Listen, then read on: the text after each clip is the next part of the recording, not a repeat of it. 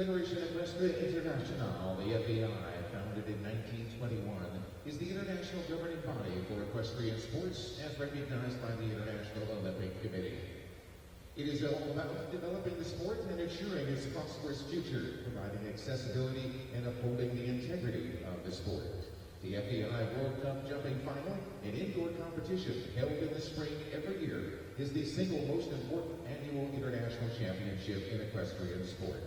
Other equestrian events at this level, the Olympics, the World Championships, occur every 4 years. This series, which began in 1978, has 16 leagues in over 6 continents. Approximately 50 riders will qualify annually to compete for those highly sought-after spots and to become the World Cup champion. Held at fabulous locations all over the world, the 2017 Longines FEI World Cup Jumping Final will be on American soil at the CenturyLink Center in Omaha, Nebraska from March 29th through April 2nd of 2017. In order to be one of the competitors at that prestigious finals next spring, riders will earn FEI World Cup points for their country of citizenship, whether they're from USA, Canada, Mexico, wherever their citizenship is, by placing in classes recognized by the FEI. North America divided into 2 leagues, East and West, each with 7 qualifying events. The Las Vegas National Horse Show, one of 7 West Coast sub-league events, and the final show offering points in 2016. The Longines FEI World Cup Jumping North American League. 14 qualifying events across 3 countries in North America. Canada, USA, Mexico, from July 2016 to April 2017. 14 riders qualify to a global final to take place in Omaha. Tune in. Presenting for you the $50,000 Las Vegas National Winning Round Jumper Classic, presented by E2 Stables and H5 Stables. A very interesting and unique format for this event. We have 47 that will be competing over a first-round speed course, and time and faults taken. The time allowed will be set at 80 seconds, and there'll be 1 time penalty for each 4 seconds over that time allowed. Our jury, including David Kistler, Jack Robson, Devin Malmquist, and Anna Cristina Vargas. Our course has been designed by a majority of Brazil in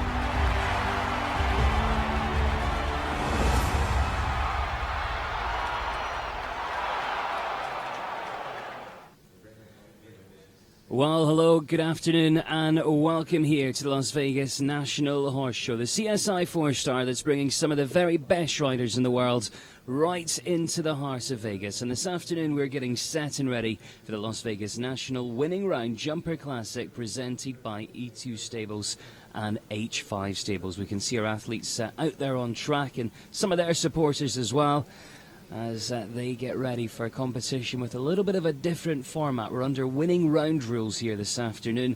We'll tell you more about that a little bit later on. But it's a really strong field, 49 combinations getting set and ready. And of course, we're live from the South Point Arena, Equestrian Center, Hotel, Casino and Spa, right in the heart of Las Vegas, Nevada. You can see some of the riders out there still just making their final preparations, and we'll be underway in just a few moments' time. But welcome to an afternoon of international sports, and welcome to the Las Vegas National Horse Show.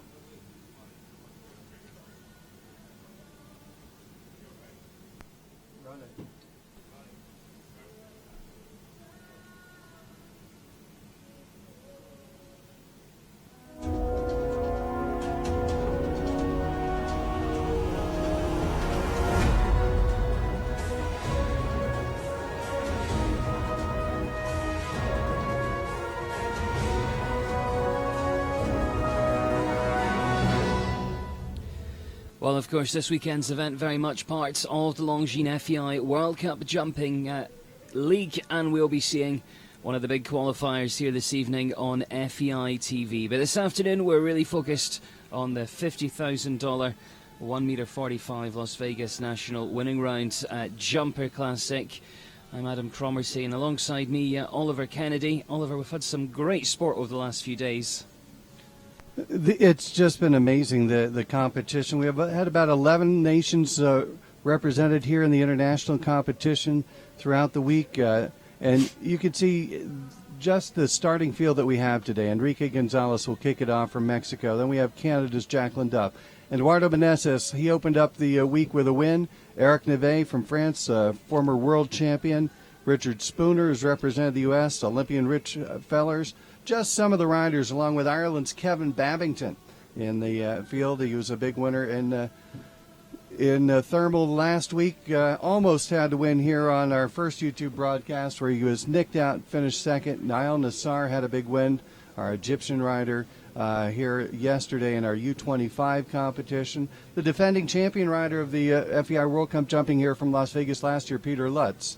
Samuel Perot has been on fire with a win last night. And we are looking at a great group of riders competing here this evening.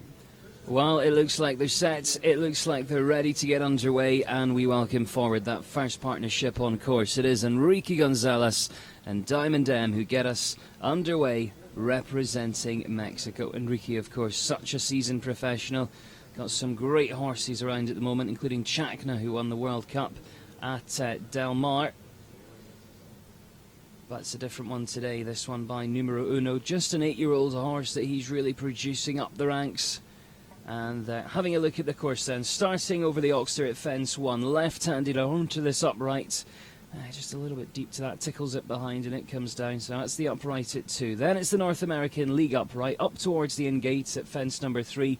And down the long side, it's Oxer in, that comes down, and it's Oxer out, and that comes down as well. So he sits on the 12 faults there after the double as we do this kind of roll back, bringing us down the centre and over that big powerful treble bar at fence 5 with the Longines branding, down to the Longines Oxer at fence 6, and then heading round to the double once again. This time a little bit different. It's upright coming in.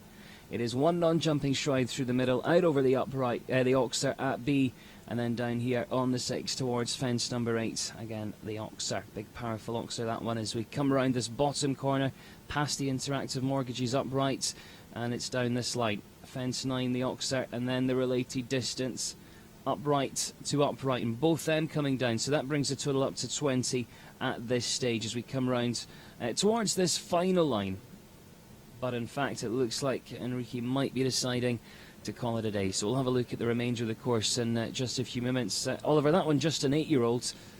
You know, an 8-year-old probably making its biggest start in indoors early in its career, competing at a class this level indoors, and just a little over. And Enrique, the horseman that he is, decided, let's just end it now, not let have something bad happen here. Yeah, Enrique, as we mentioned at the beginning, he's got a great string, and he'll really be building that up and focusing on the future, as you say, with that horse, and taking it home, working out what went wrong today and how we can take it a little bit better in the future. But we're going to head to Canada now. Jacqueline Duff coming forward, probably one of her most successful horses that she has on the circuit at the moment. It's one called Paternoster. It's a 14-year-old by Parco. It's got some heartbreaker lines in there as well, and of course Jacqueline, a rider we see compete on a regular basis in North America, and of course up in Calgary at Spruce Meadows. Horses jumped around nicely this week.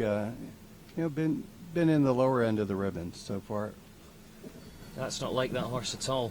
No, I've not seen that in that horse. Jumped in, got just a little long or a little short landing, and made that distance coming out a little bit long.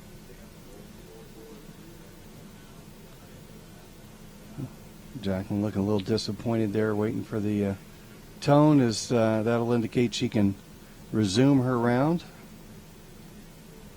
Yeah, of course she'll be assessed for the refusal, and 6 seconds added into that time as well. Now, she said to the ring crew there, do you want to just pop that rail back up? And I think that might mean that she'll be perhaps heading round just to jump that first oxer and then call it a day.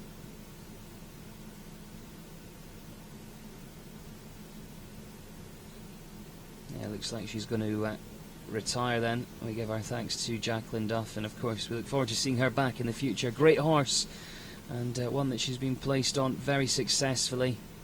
Just not her day. Of course, the format here is a winning round, so that means it will be top 10 or all clears that return. When they come back, they come in reverse order of merit as well, so a quick clear in the first round would guarantee a good position when they head against the clock in the winning round later. If we don't get enough to fill the top 10, then we will look to those who are on faults, and everyone comes back on a 0 score, so that's how things work, and we'll remind you of that as things progress, because it's a really strong field, you know, over 40 and almost 50 in fact advertised to start. But we're going to be heading to Brazil next. Eduardo Menezes coming forward, about to get underway with a 12-year-old mare by Casper. It's Karushka for Brazil. You know, in this format, it's got, the riders need to think of it sort of more as a table A speed with a jump off. So they want to be neat, efficient, not take too many crazy risks, but time is, you know, as you said, very important, because that gets them the better spot in the jump off order coming back. Time is of the essence. A slightly different mindset of a ride than you would normally do for a time first jump off event. Yeah, the winning rounds are great when we've got audiences in, because of course it guarantees that they're going to see these riders go against the clock. He had a great night in the opening competition here in our international division on Wednesday, where he posted a victory wire to wire. Went in the ring first and walked out with the blue ribbon at the end.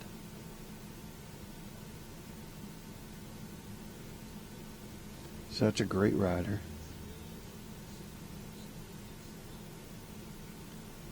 And already great to see so many people joining us from around the world. Kim Point saying it's a very technical track and can't wait to see how the riders tackle it. And Guilherme Jorge, our course designer, just coming off of the Olympic Games in Brazil. He's designed the World Cup finals here in Vegas twice. Just unfortunate rail there for Eduardo. The interesting thing is, again, in the winning round format, that if they have a rail, you might just see them pushing on across the finish line, trying to save a second, because a fast four faulter could be good enough to make it back. He shakes his head and probably thinks that won't happen today, because, you know, we've got about 50 coming forward. But in the end, it is 4 jumping faults, 70.87 there for Eduardo Menezes and Karushka. Just see that nick of the back rail, caught it, bumped it in front and behind, and that rub behind really accentuated it, and might have gotten lucky if he hadn't caught it with the hind end. It might have stayed in. Yeah, it was a shame. It was a shame. Eric Neve standing by, very stylish rider indeed, and this is Bazimoto. It's a 10-year-old by Cosimoto Z. And again, another of the athletes who've been having successes in the World Cup circuit, second with his other ride, Katipso, at Del Mar in the Longines FEI World Cup qualifier. He's also got that great horse with a fantastic name, the Flying Ham, out and about at the moment.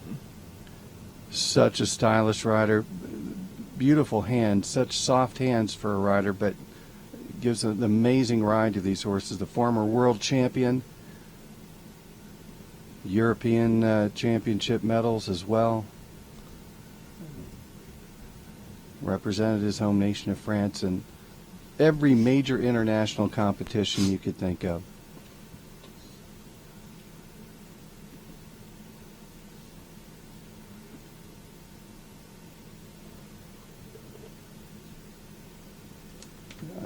I love watching him ride. He gives him such a confident ride without having to, you know, it's not a forced ride. It's just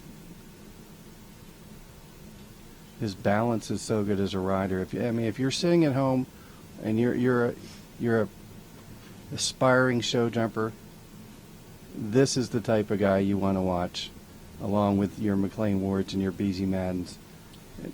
You could see from, you know, 4 or 5 strides off there, they had to try and do something to make that on a sensible stride, and boy, he tried to that final fence, 69.56, but it does fall, and it is 4 there for France's Eric Neve. Now, he is the fastest four-faulter, but of course we've only got 2 of them at the moment, and we'll see again how that plays out. You can see him push on round the corner. Yeah, looked, he knew he wasn't getting there, and it's very rarely that you see Eric kind of go to the cowboying it down to a fence there, but he knew he was in trouble so far back. Yeah, and he knows exactly what happened. And this man could be our first clear. Certainly a horse he knows well. It's one called Cristallo. Richard Spooner representing the United States of America. Cristallo been such a great servant to him. An 18-year-old gelding by Cartino. Horse that competed at Del Mar in the Longines FEI World Cup qualifier there.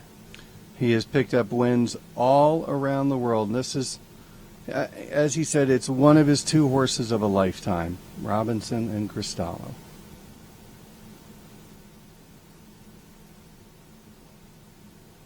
You see on the screen there, 80 seconds is the time allowed. Another interesting difference when we get to the winning round. Normally under international rules, when we get to the jump off, time faults are calculated at 1 for 1 in the jump off, but in the winning rounds they remain at 1 for 4 as per the first round.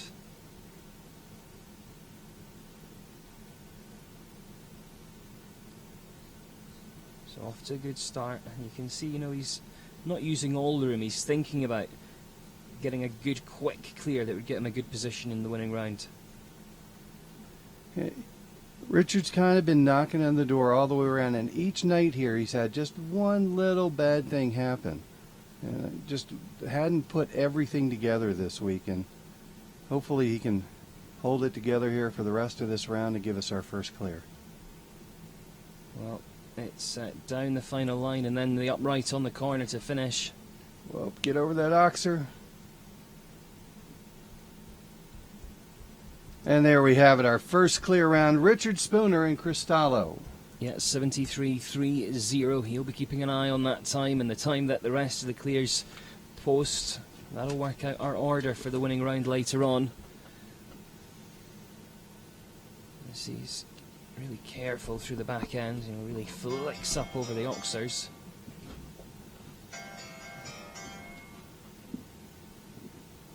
But he is our first clear. And just behind him, Eric Neve, our fastest four-faulter, sitting in second. Eduardo Menezes in third. Top 10. And all clears heading through. But guaranteed at least 10 through to that winning round. And again, when we get the leaderboard established with 10 on, we'll start to have a look at who gets knocked out after every single rider, keeping you bang up to date. And of course, you can get involved with the conversation using the chat window on the FEI YouTube channel, or heading onto Twitter and using the hashtag the Las Vegas National. Andy Coker in now. Andy is, if you've been watching us each and every night here, you know one thing about Andy Coker. He's got a fast truck. He is shown on Kentucky, Washington, all over the place in the last month and come all the way across the U.S., drove out here to ride in Las Vegas. Off to a good start. He's been competing in Mexico earlier this year, Canada over the summer, and now on our fall tour here in the U.S. Another interesting thing about Andy, if you keep an eye, sometimes when he comes down a distance and he's really concentrating, he does tend to stick his tongue out. Opens that mouth up and the tongue pops right out, which really cannot be the best thing. He picks up a reel there, but yeah, if you get a little bump, you might bite your tongue. But it's probably one of these things he doesn't even know he does. Yeah. And no one tell him, because we love seeing it. So just a 4 at this stage, and you might just see them, as soon as they have that rail, really put the foot down, try and make up a little bit of time, hoping that that can be good enough to get in the top 10 and through. Yep, he's shaving that turn, going a little faster into the final combination line here. To that last jump. And it is just a 4. Let's have a look at the time. 71.52. That's the slowest of our four falters at this stage. So pops him down into 4th place for Andy Coker and LeConte, representing the United States of America. Now, we picked up a start list a little bit earlier this morning. There's been a few scratches on that one. You know, Christian Heineken, Cara Anthony, Zazu Hoffman, Hannah Moritzen, all pulling out. And that can be for a variety of reasons.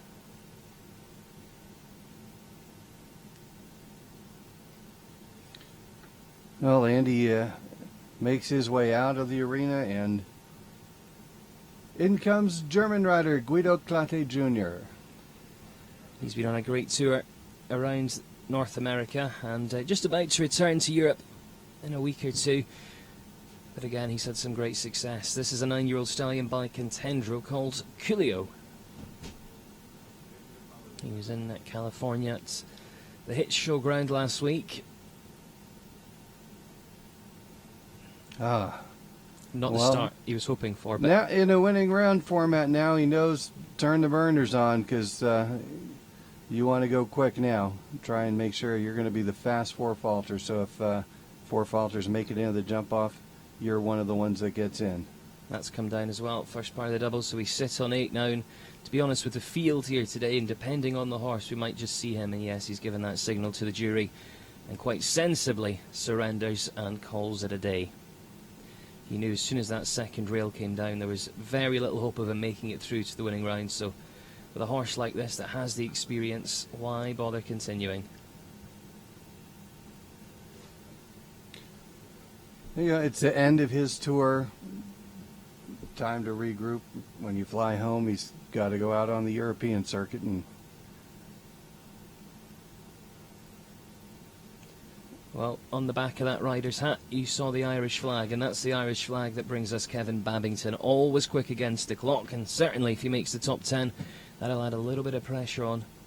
Came so close to having a win here. He led the way throughout a competition that had about 60 starters, and then was just pipped at the post. This is a 14-year-old gelding by OBOS Quality called Mark Q. He's competed all over the world with this. This is probably, of his top two horses that he has, Chopper and Mark Q, the one he knows the best. Had a big win earlier this year at the 4-star at the Devon Horse Show in May. And Kevin comes off a win in Thermal last week in the Grand Prix.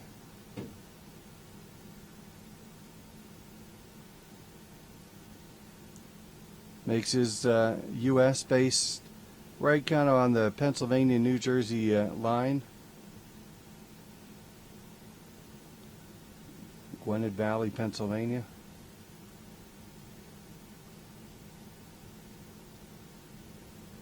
Beata Lasvicia being in touch to say, totally love this course. Guilherme Jorge, of course, putting it together. He's done a great job, and we can't wait to see what he has in store for us this evening for the Longines FEI World Cup qualifier jumping of Las Vegas. Of course, that'll be available to watch all around the world live on FEI TV this evening in Pacific time, and whatever time it may be where you are. Mercedes Gomez saying she loves Cristallo.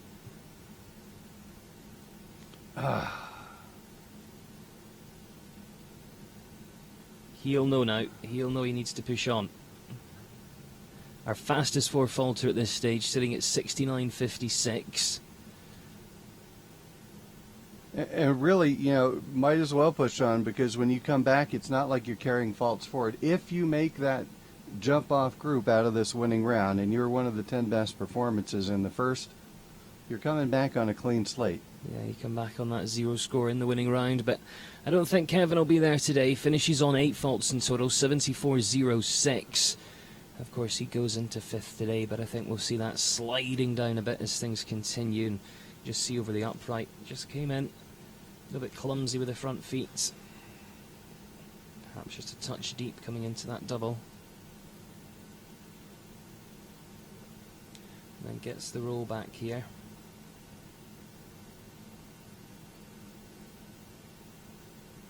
You can see him just really pushing on down that distance, and it's got a lot of scope, that horse.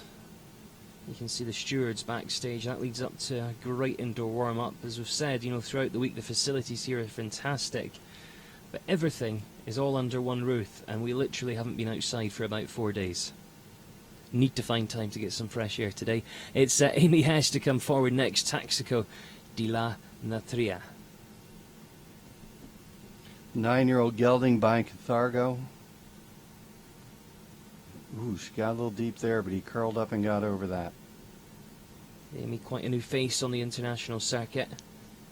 We've seen that here this week. We've got some of the best names in the world, but we've also got some riders who are having their first international experience, and I suppose it's great for them to be able to be in the warm-up and walk the course with, you know, these riders who have been involved with the sport for so many years.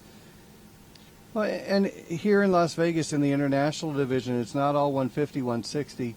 You know, we've got 135 classes that we saw last night. If you were watching on our stream, on the Showgrounds live stream, and so you get these people a chance. They come in, they get a chance to get their feet wet in the international competition, then maybe move up here to a class like this. And if it goes that badly, you can always go to the cinema because there's one on site. Or go bowling. Or go bowling. Or do other things that you can do in Vegas. Hopefully you don't go bowling in the show ring. And that's as wild as we get in Vegas. Well, again, she's a new face to the international circuit, and it was going really well. Catches the front rail with a hind rub there on that oxer. So it will just be 4:78.39, and you know, she was going so nicely, and she just kept that steady rhythm. But because that fall came quite late on, she's not got the fastest time, and in fact she's our slowest falter there. But again, one of her first international competitions. Great to see her out and about, jumping internationally.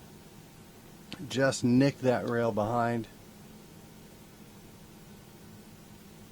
And you can see some of her fans, as soon as they stand on the side of the ring, as soon as she hit that, the hands went up. Oh! Mm-hmm. Yeah, they've all got their supporters here. You can see that disappointed look as she comes out there, and the trainer will be there. That's one of the great things here in North America, that, you know, most of the riders, until they turn professional, they have their trainer with them at most of the shows, there to walk the course with them, give them some tips in the warm-up, and also, of course, give them advice when they head out as well. Well, and a lot of them, you know, it takes a village to be successful on the international tour at any level of this sport. You know, not only do you have to have a great vet and a great farrier and great grooms, that's a given, but a great ground person setting the jumps, telling you what the horse's landing gear are doing when you're jumping. You know,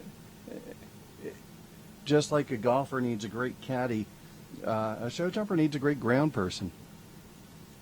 Well, Katie Harris, we might see her moving up the gears. I hope she does, because she's already had a rail, and if she's got any chance of making it through to the winning rounds, of course we need to see a little bit faster movement.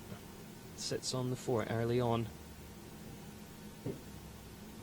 You know, one thing about this kind of, it's a bigger, it's not a quick, not a fiery horse. He's got a big stride, but he kind of has the gear that he likes going in, and that's what she's using. Yeah. Second rail down for Katie.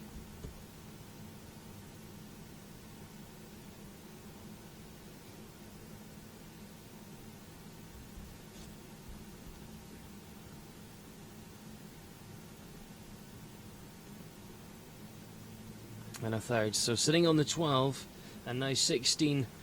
Both parts coming down there as we head round towards the final couple of obstacles on track. Just drifts left a little bit there. And to the final jump, and it comes down. She comes home on 20 faults. Yeah, 76.43 is that time. Total of 20 on course. Again, just puts it down to experience, moves on, and I'm sure we'll see her back here soon. Just nicks it coming in, and behind she gets it, and in front coming out.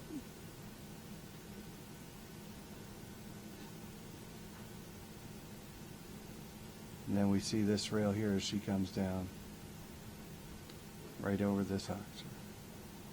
Oh, we don't see it.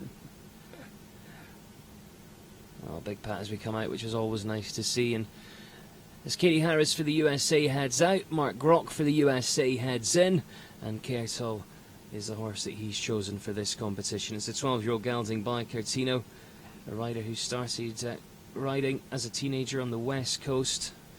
Now has a sales and training business called Highland Farm, based in California.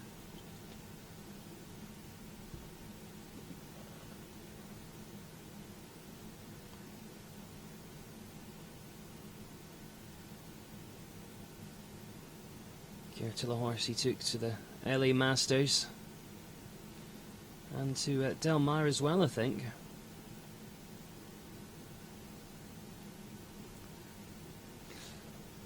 Well, he came into that combination really slow, kind of stalled out, and needed to carry much more pace into that. And What's nice to see, though, is he knew it was his fault, and he gives the horse a nice little rub, and of course puts this one down to experience as well. slightly disappointed. I know that's not the outcome he wanted today. I think he'll be very disappointed. He went splat. Yeah, landed on his feet though. And gives the horse a kiss. You know, He's a great guy. He really is. Great to have him here with us. And as you can see there, he's still smiling. It happens to every single one of us. It's just part of the sport. And we all pick ourselves up, rub ourselves down, and then look forward to the next time that we come back in the ring. Just not his day. Right, let's have a quick look at the leaderboard as it stands. Richard Spooner's up at the top, 73.30. After seeing quite a few combinations coming through the ring, he's still our only clear round. Then we look to the four falters. Eric Neve, the fastest of those, on 69.56. Eduardo Menezes on the 4, 70.87. Andrew Coker in the same situation, slightly slower time, 71.52. And you can see Carrie-Anne Boyce Lockhart there with Pharaoh DC. This the 11-year-old by Darko. Carrie-Anne certainly got some great international experience.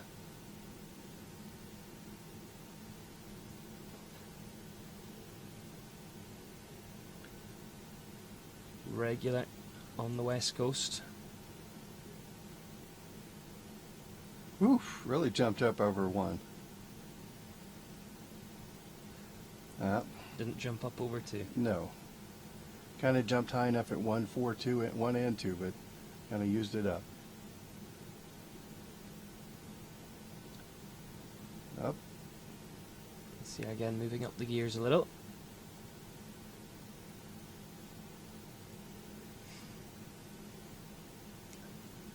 After you have that early fault, it's a balancing act, isn't it? Because you want to be pushing on, but again, she just pushed on through the distance and it really flattened there.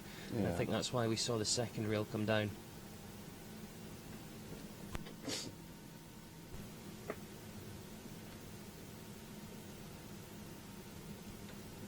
Carrying 8 faults right now.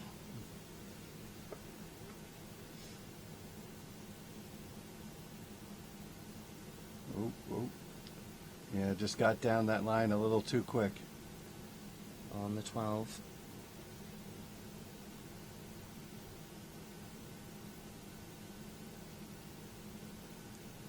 Gotta hold him off that oxer. And finishes on the 12 then, 76.83, that's the time. 12 faults in total there for Carrie-Anne Boyce Lockhart and Pharaoh DC.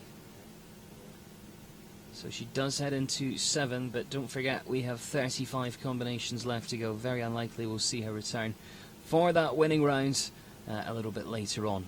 Still some great partnerships to feature though. I'm sure Richard Spooner won't be our lonely clear for much longer. If you have just joined us, don't forget you can join in the conversation using the chat window on the FEI YouTube channel, and of course the hashtag on Twitter, hashtag the Las Vegas National. And this is the stage that this evening will see the Longines FEI World Cup jumping of Las Vegas. And now we see a very talented young rider who's done well in the equitation and now making a good name for herself in the world of international show jumping. She's also one of the funniest young riders you will ever meet. It's Mavis Spencer next with Disco Lady. Mavis has a great sense of humor, as you said. And the beautiful thing is, when she makes mistakes, some people beat themselves up, some people do anything. She had a bad night the other night, had some bad luck, and she sat there and was clear all the way to the last jump and missed. And she sat there and she goes, well, at least I got a good video I can put up on Facebook on my Missed It Monday shot.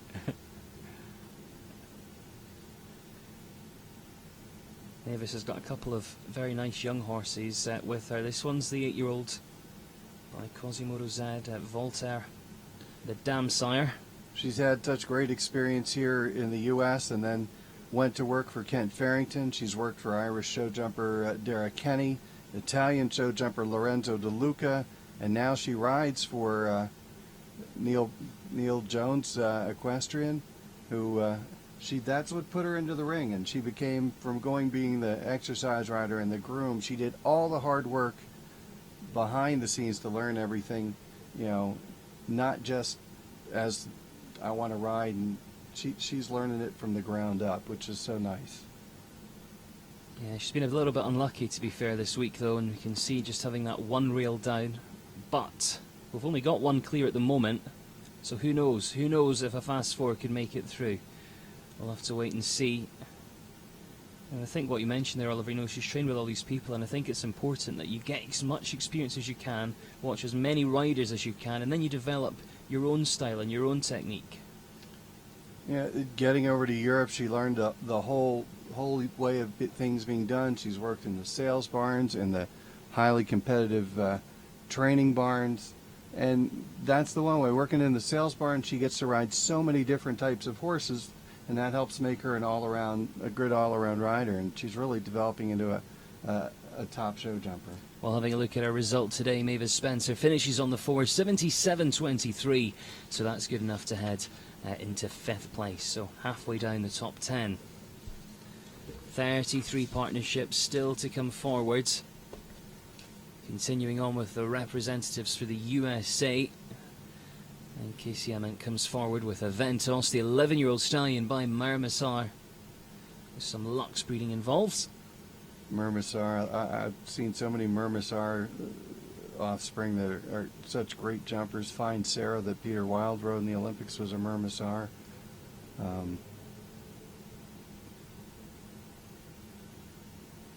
Mercedes Gomez saying it's awesome for Mavis. It's great that she's learnt from the ground up.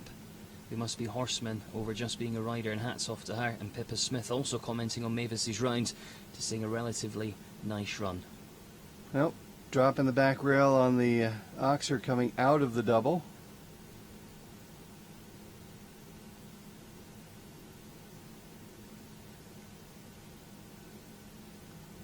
And of course, depending on your draw in the first round of a winning round, that kind of lets you know, if you come in first and you have a rail, I think you've got to, just keep pushing on and on and on. And as things progress, perhaps your decision may be slightly different.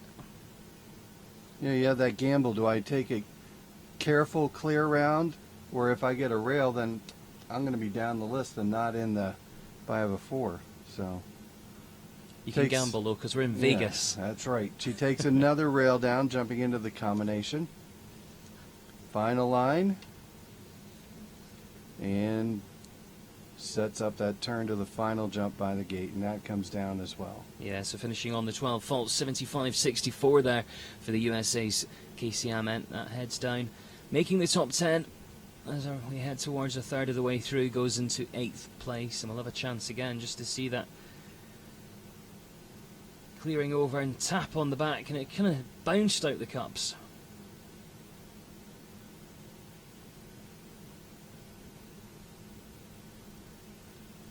So again, she finishes on the 12 faults.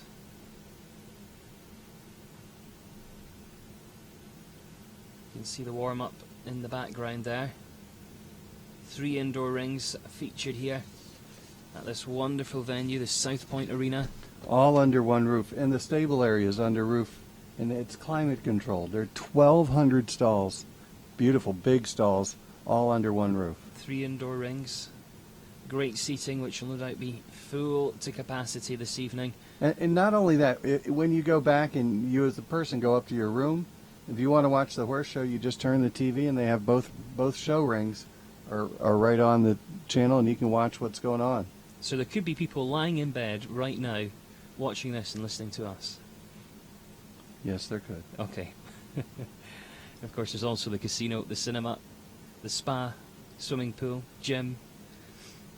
And just above the inn gate, there's a huge bar. The Taylor Harris Club here for our VIPs that hang out there. And us. Carl Cook comes forward next with Kalu. I still gotta love that headshot of his.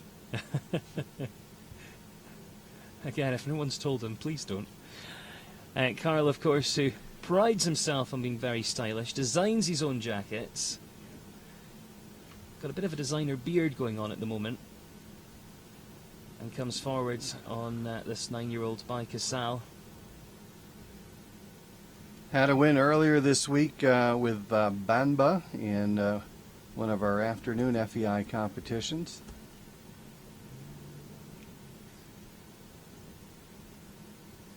Trained by Eric Neve, who we saw earlier. So Eric, his trainer, right now is sitting in second place. Of course, Carl's ridden all his life, started at the age of 8. This is a horse that's given him a couple of top 3 wins over the last couple of weeks. He rode so well just to recover through there. Yeah, he's just kind of came in there really slow. I think Carl's going for the deliberate clear today, not the fast one. Come on! Wasn't pretty, but he worked. And again, that might not have been his plan when he walked the course, but knowing that Richard Spooner remains as our only clear, he might have just decided to steady down a little bit. Take the time. Well, And the time allowed, to be fair, is not that tight here.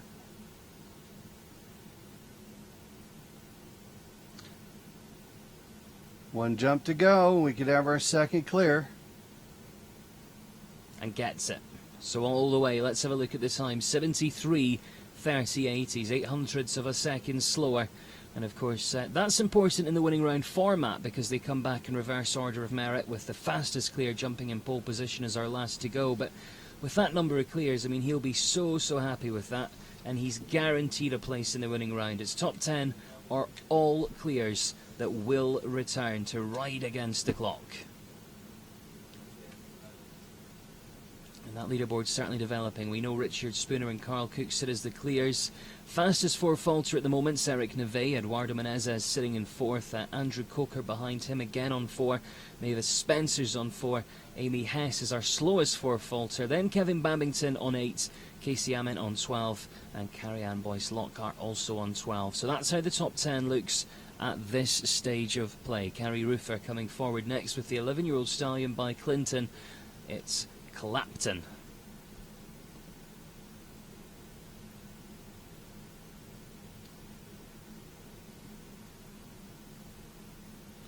Carrie's kind of been right in the middle of things this week.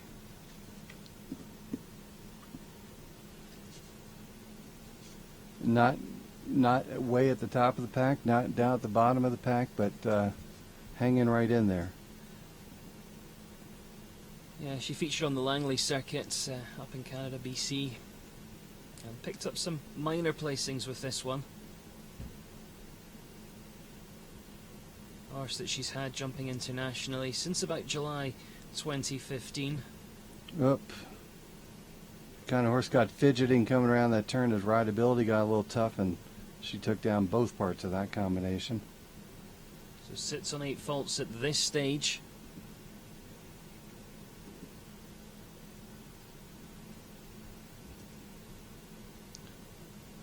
Takes another rail at A of that combination. We're down to a total of 12. She comes down the final line.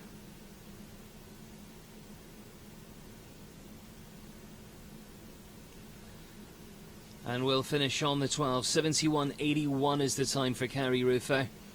Again, with the 12 faults, goes into 9th place. So just on that knife edge of the top 10.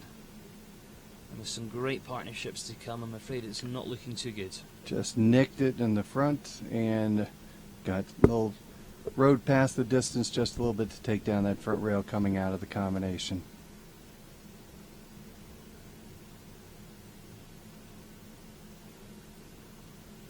Well, as she heads out, our next one already in, already having a look around and about to get underway. Emma O'Neill with Clockwise of Greenhill Z about to be on approach, and this is a 9-year-old stallion by Clearway. It's a horse that featured in the Longines FEI World Cup qualifier at Del Mar just right about a couple of weeks ago. Just an unlucky rail or two there.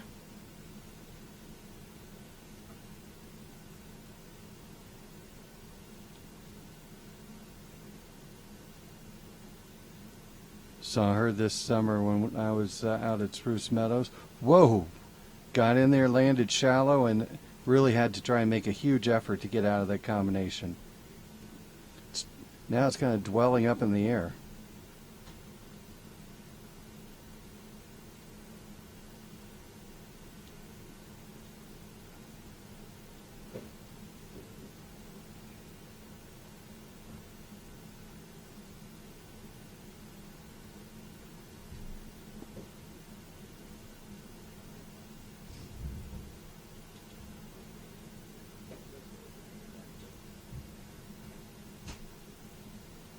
Makes it through the combination, carrying 4. At the moment, the 4 falters ranging from 69.56 down to 78.39. So she's not going to be the fastest, but she's not going to be the slowest either. And the clock stops at 76.80, so that takes her to 6th place at this stage. Could that be good enough? Well, there's 30 combinations that'll be trying to push her down the leaderboards.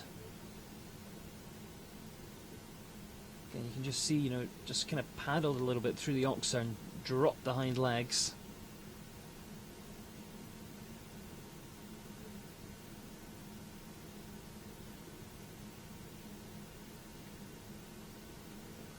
A lot of European viewers getting involved in the conversation, but in German, so I don't have a clue what they're saying. This is Niall Nasser coming forward next. It's a Sita. Niall, who's been on such wonderful form, had a win yesterday. That was in a Table C speed competition where faults are converted to seconds added on to the time. And, he's a rider who can really go against the clock. We've been speaking to a few of the young riders for a feature we've been preparing, and they've all said that if he's in a jump-off, he's one to watch. But to get to the winning round now, he knows he's got to be pushing on. Yeah, unfortunately, the Las Vegas fence coming down. Was the winner of the U25 class yesterday. We'll see him featured tonight on our World Cup Jumping of Las Vegas.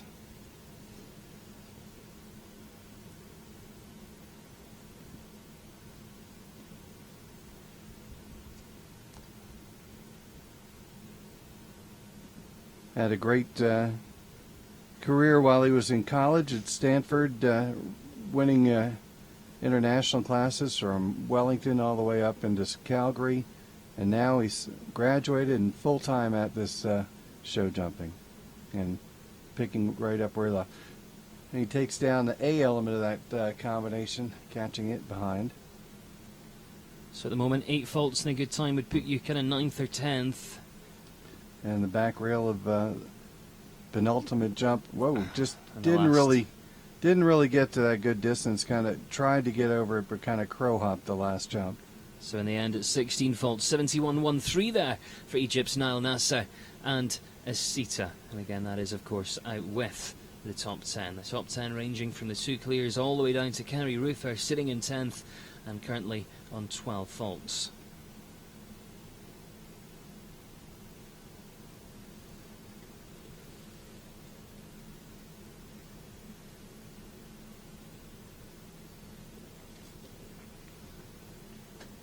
Another rider, very soft hands.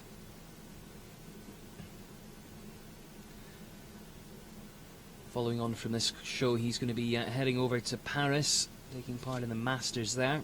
A show that he went very well at last year, but you can see very quickly Peter Lutz isn't messing around. He's underway with Retiro, the 11-year-old gelding by Rockefeller Z. One that's normally quite quick against the clock. It's one he used for the speed competition at Lexington, Kentucky, at the National Horse Show at the beginning of the month. Peter on his horse Robin de Pontois was the winner of the World Cup qualifier here last year in Las Vegas, which springboarded him to a great season so far. He got to his first World Cup finals. He finished 19th individually, had a big win at Spruce in the 5-star competition at the second week of the summer series. And already just having that one rail down. They'll know now, though, that a fast 4 faulter is looking quite likely to make the cut. Again, the 4 falters ranging from 69.56 down to 78.39. And if he keeps going at this speed, he could be, you know, within the kind of top 3 or 4 of our clears. So finishes on the 4. Let's have a quick look at the time. 72.91, so goes into the 6th place. And he is our 4th fastest of the clears. That was a shame there for Peter. Yeah, just bad luck there for Peter. Corrects really well round to the last. The horse generally is really careful behind. Yeah, he's such a quiet, soft rider. He's a quiet person in general. He's all about his business, really cares about his horses.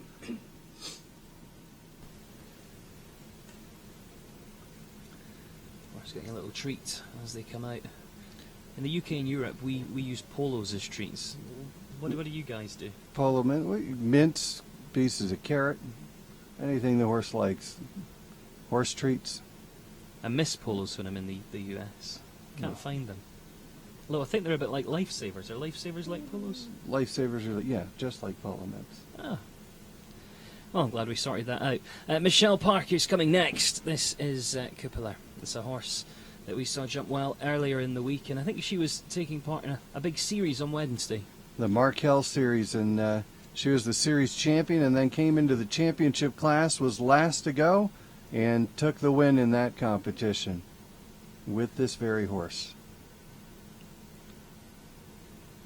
9-year-old, it was won the 6-year-old championships here.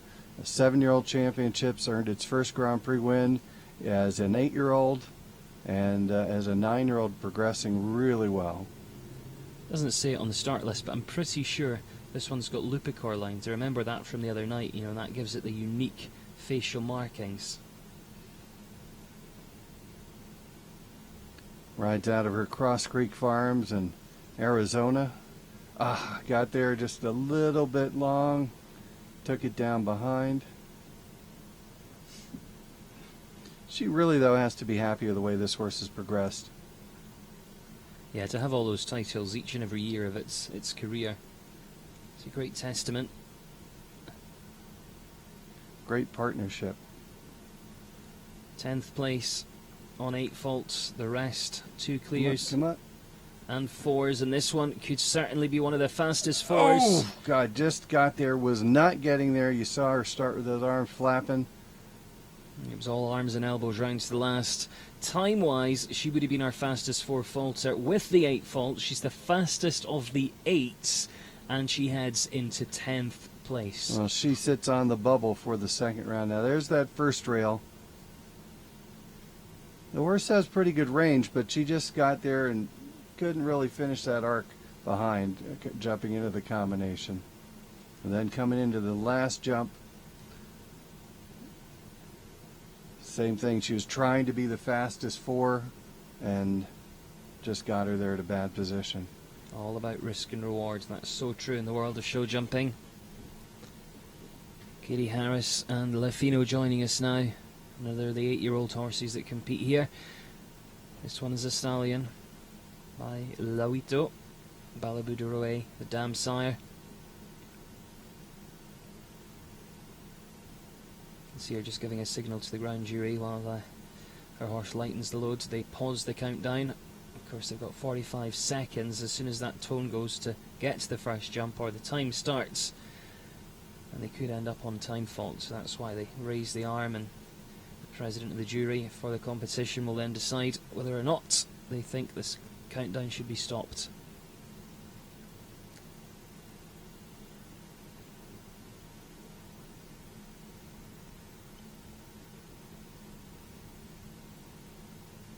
I remember seeing this one jump the other night and thinking, you know, that it's got a really unique way of carrying its head and neck. It seems to have so much muscle on the top. It's kind of low and long. A big stallion crest.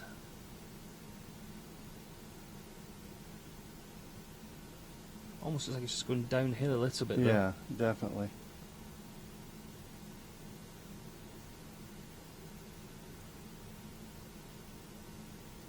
It has to be kind of a weird feeling coming down to the jump where the horse isn't up at you, behind you, you know, you don't really have it up in the bridle. It's kind of long and low. It's very easy to say this from sitting here, but if you look at the way, Katie rides this horse, the horse is already long and low. It's already a little bit on the forehand, and she tends to ride in this kind of really forward seat, and that just puts a little bit more weight on the forehand as well. Again, easy to say from up here, but it might be nice just to see her sitting back and, using the seat to try and get the horses back on the hocks a little bit. But, yeah, I mean, it's like this. It seems this is the way this horse wants to go, and it's worked for her. She's... Not that much, just had a rail. 74.94 is the time. Has the rail down, goes into 7th place. I know what you mean, though. Each horse has a she's in unique 7th way. place. She's still right now. She's got a spot in the jump off. I mean, some horses want to be ridden a certain way, and if you try and force them into a different way that you want them to be, it doesn't always work. That's why I say, it's so easy to sit up here and pass comment. But from sitting here, that's the kind of opinion that you make. You can see Ray Texel is helping her. I think he's saying the same thing, actually. Yeah. Oh, He was listening, you see? You see? Right, Richard Spooner then, he's the fastest of the clears. Carl Cook sits in second, and then we have our fastest four-faulter. That's Eric Neve. The cut-off now, well, it's down to the four faults, so it's 4 or better and a quick time to make it through. And Kristen Harden now with Firestone S, been placing well in North America. This one looking a little bit strong to start with. She had a good show here 2 years ago, and her horse is always very competitive. Got a bump there behind. It's nice, stayed up though. Over the triple bar.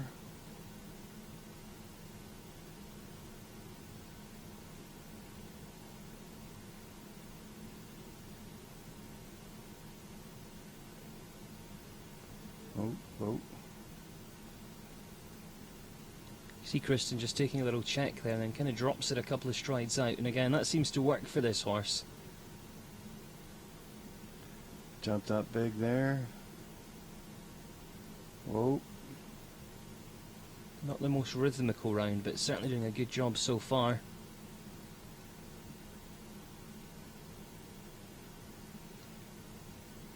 Come on. One jump to go. We could get our third clear. She's through. Nicely done. Let's have a look at the time, because that decides the starting position in the winning round.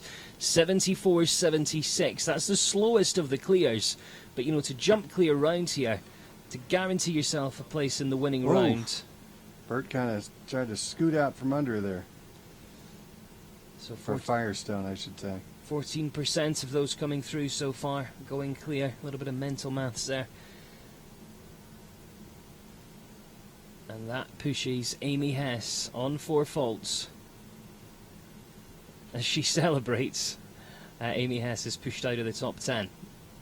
And again, we'll start to keep you up to date as things progress now, but you can see already Guilherme Jorge and the team of ring crew are stripping out the fences, and that means we're going to be doing a little bit of work on the surface. But having a look then at the leaderboard as things stand at this stage in the Las Vegas National Winning Round Jumper Classic, and we sit on 3 clear rounds. So Richard Spooner is the fastest of those. He would come back in pole position, 73.30.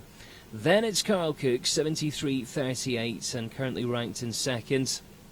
Kristen Harden on 74.76. So that takes care of the clears. Now we look at the 4 falters that make up the remainder of the top 10. Eric Neve sits as the fastest, 69.56. Then it's Eduardo Menezes, Andy Coker, Peter Lutz, Katie Harris, Emma O'Neill, and Mavis Spencer sits in 10th. She's on 4 faults and 77.23. So not that much separating those on 4 faults. Maybe apart from Eric Neve, who's posted the fastest time, or one of the fastest times we've seen throughout the competition. But it's been a great start to the competition, and we have 25 partnerships left to see here in the first round. Then it's the top 10 or all clears that will come back in this winning round format. We're going to take a very short break. We'll let the arena crew do their work, and then we'll be back underway. And of course, don't forget, get involved with the conversation on the FEI YouTube channel. Stay with us. We're back in a couple of minutes.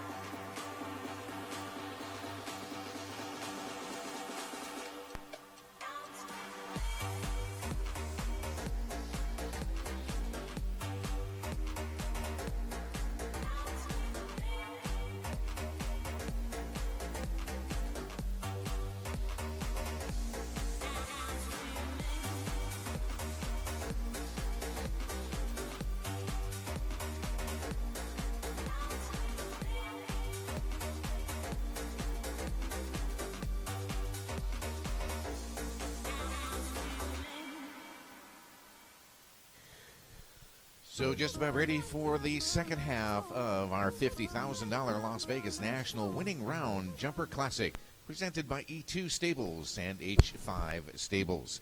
So we've seen 22 here in the first half. Again, our top 12 will be returned.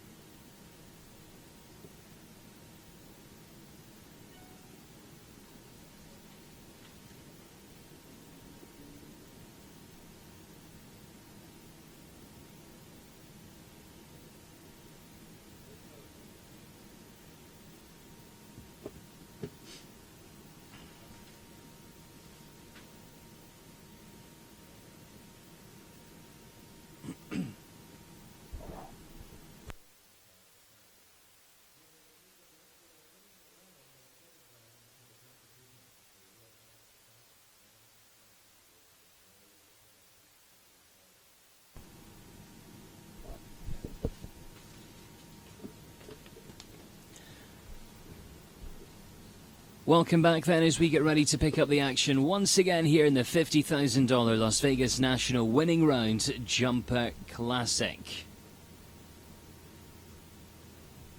Kim Ponce asked on the YouTube chat feed, are they going to be live streaming tonight's class? Yes, it will be live. Not on this YouTube channel though, it will be live on FEI TV. That's the only place that you can watch the Longines FEI World Cup Jumping of Las Vegas is on FEI TV. I really hope you'll come and join us there though.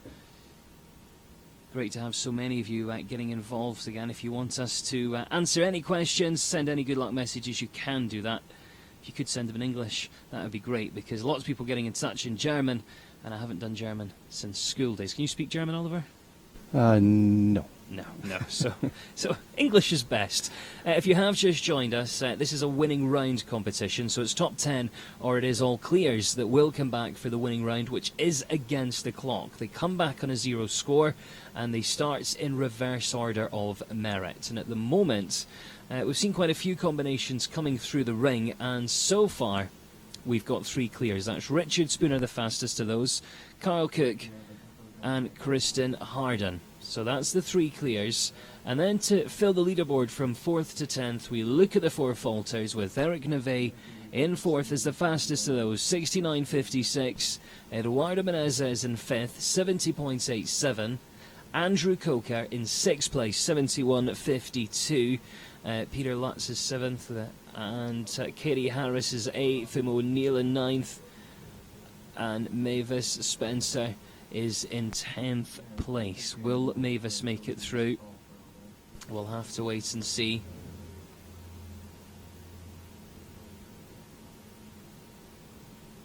Maya Larson's just joined us from Nashville. She's tuned in, she's watching, and you've joined at a good time because we're setting ready to get back underway here. Best of luck to the rest of the competitors.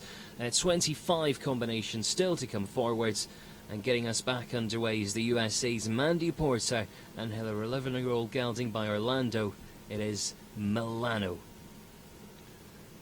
Mandy's a fixture on the West Coast circuit.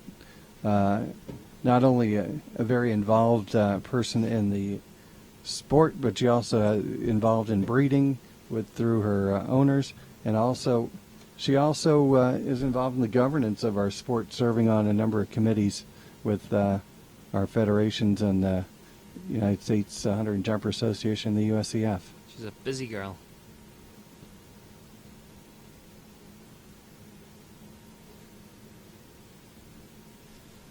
Well, she's off and running.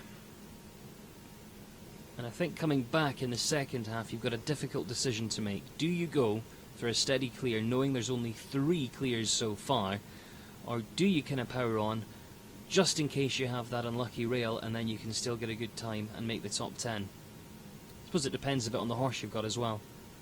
Yeah, I mean, some of these ones are younger ones, and you want to make sure they got a good bind, you can keep them together. This one a little bit more seasoned horse. She's keeping on a pretty forward pace.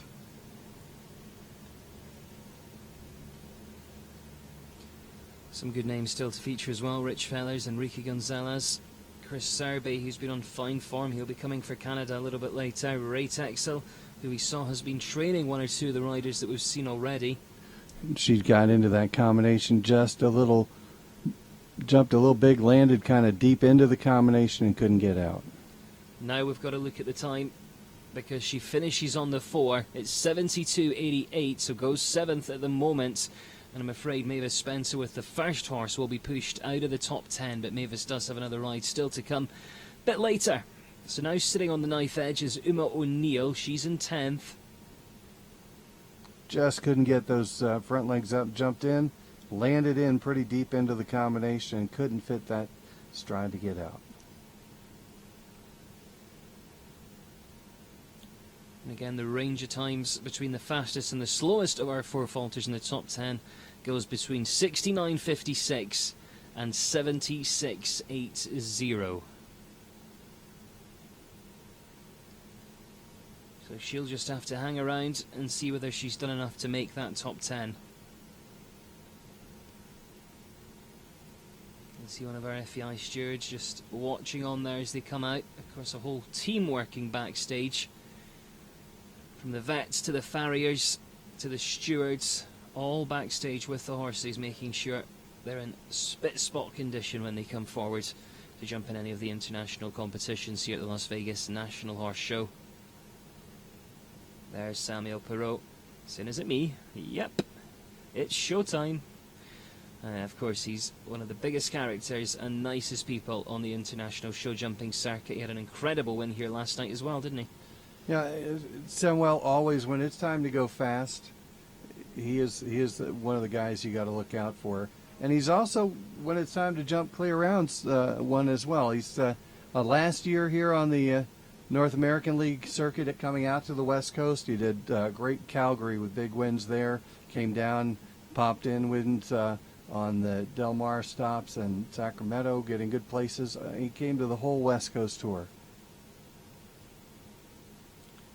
Of course, the family very much involved. Lots of family with him here this week, and his son Samuel Jr. has represented Chile at Nations Cup level. His son works here in the U.S. For Alison Robitaille out of her family's Newstead farm.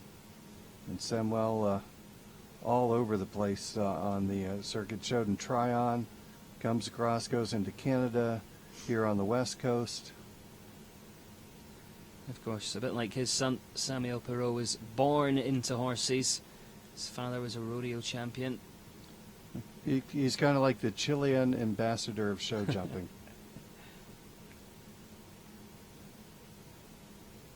This is a horse he knows really, really well. You know, if he gets through, I think that will put a bit of pressure on.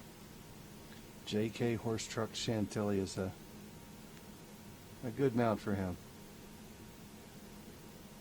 He had a nice Mount Dipsy that I saw earlier this year that he wound up selling to Venezuelan rider Manuel Andrade. But Samuel becomes our 4th clear of the afternoon. 72.26, and the good news is for him, he is the fastest to the clears, which would mean he would come as our last to go, depending on what the rest of the combinations do. So he joins the list. Samuel Perot and J.K. Horse Truck Chantilly.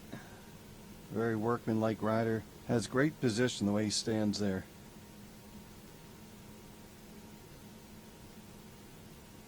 Twenty-two combinations still to come forward.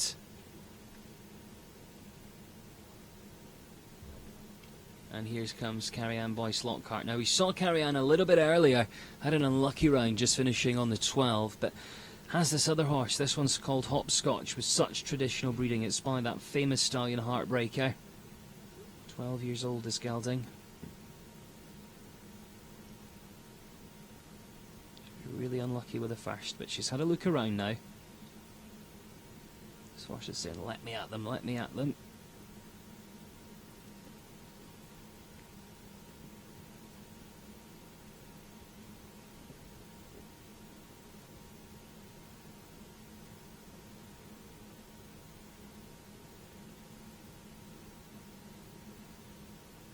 Casey Jazz has just joined us watching from Sydney. Thinks it's a hard course today. Well, it needs to be testing. We've got a really, really strong field, and that Longines line's cut a few of them out, and you can see it came down there for Carrie Ann. So she's concentrating on the time now. At the moment to get into the top 10, 74.94 is the cut-off. But, you know, with over 20 still to come, you've got to be pushing up to be one of the fastest fours if you want to try and come back.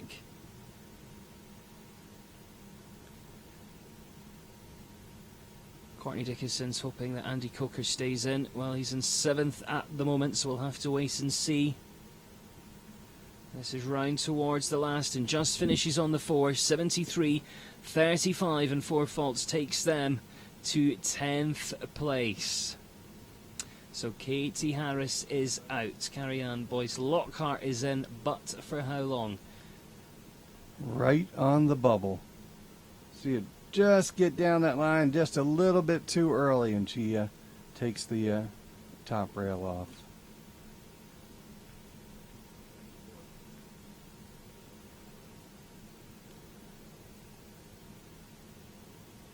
So no change to the 9 then. Katie Harris, of course, will be disappointed, but I think she knew it was always going to happen, that she'd be pushed out of the top 10. Just not quite her day. Anna Moritzen then, making her final preparations, about to be getting underway with Landless Leroy of 14-year-old gelding.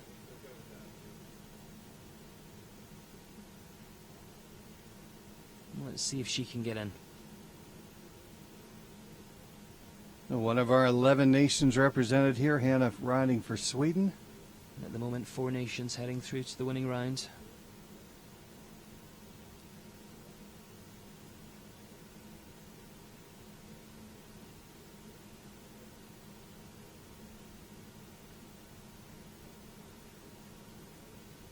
Hannah Morrison spending so much of her time on the North American circuit these days.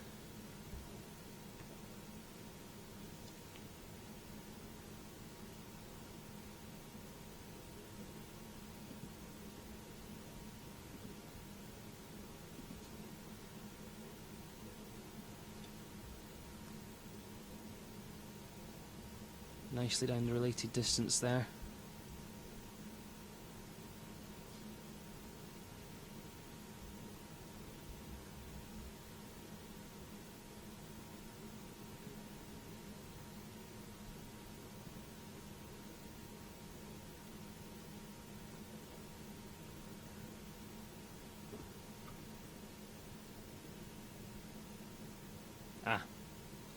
Flattens a little bit as we come down the related distance into the double.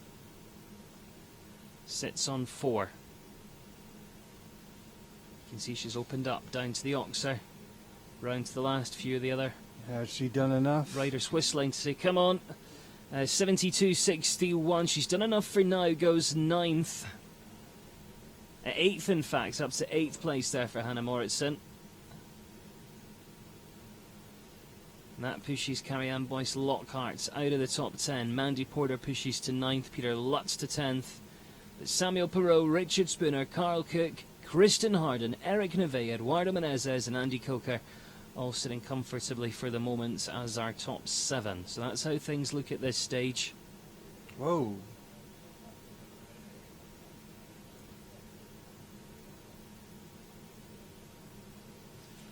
Nicole Patterson joining us now. Fast flow. 20 years old. And, still doing very well at the North American Young Rider Championships. Part of the team that picked up gold there. And that was with this very horse. It's a horse that she knows well. Competed here at Las Vegas. And in fact, in this competition last year, she was here. She represented her country and just finished outside the top 20. So let's have a look and see what difference a year makes. She's already had that 4 faults, but could certainly make the top 10. Yeah, rolled out the rail on the Las Vegas signature fence.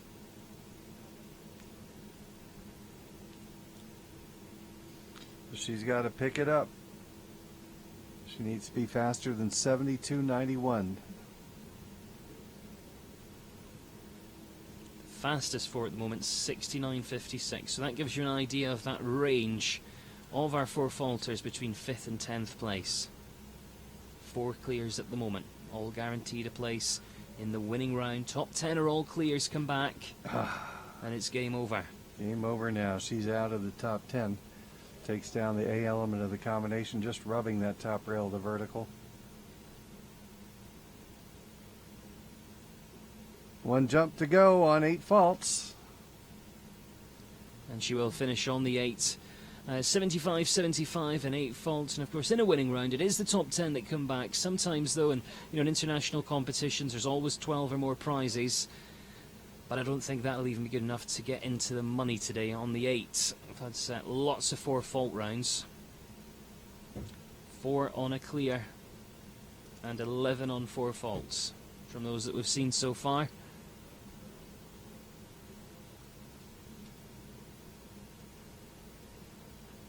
But she's a talent.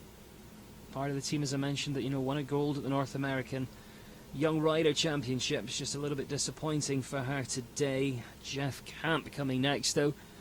Shavijo MB, 9-year-old. Rolled this horse last night in our vaults converted competition, and he's on the entry. It's by the stallion Vittorio, who, if you're an American show jumper and you remember a horse Margie Engle rode, Hidden Creek's Calipo, that is the sire of this horse's sire.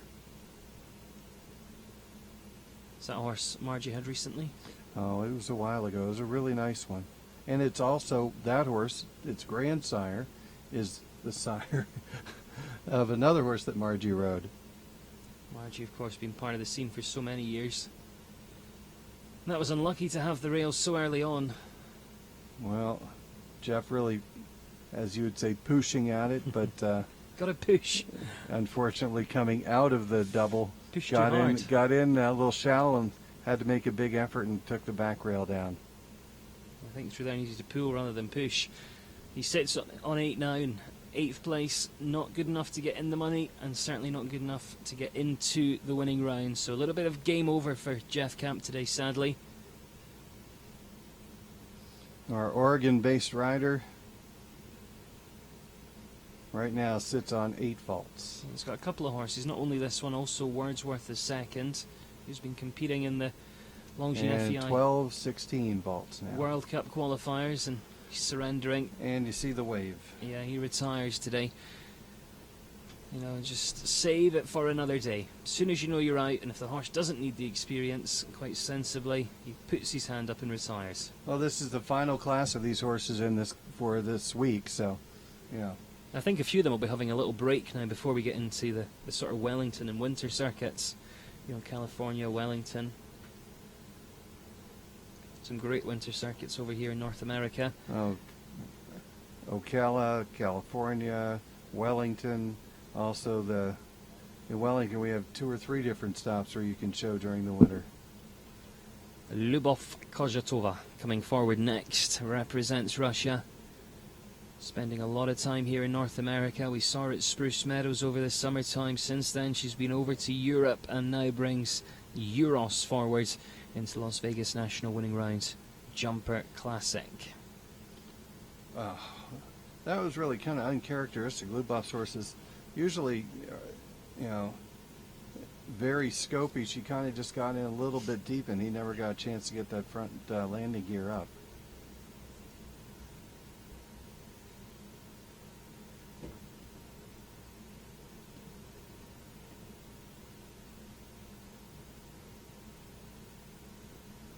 Always with a big string of very scopy horses.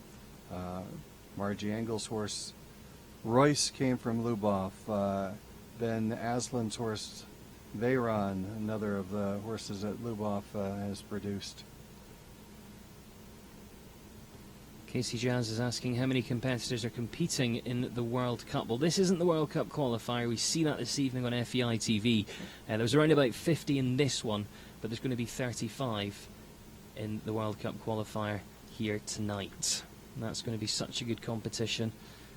FEI TV this evening. Lubov comes round to the last, hoping that she's gone fast enough to make it in. Let's have a look. 77.64. Too slow, I'm afraid. Heads down to 15th. Peter Lutz, the slowest of the four falters, making it into the top 10, 72.91. Fastest four falter on 69.56. And we've got 4 clears, so that's how things look at this stage. Now we've got about 16 or 17 combinations left to come forward here. It is far from over. Then they come back for the winning round. It's a little bit like a jump off, however. They start in reverse order of merit. If we take any through on 4 faults, they come back on a 0 score.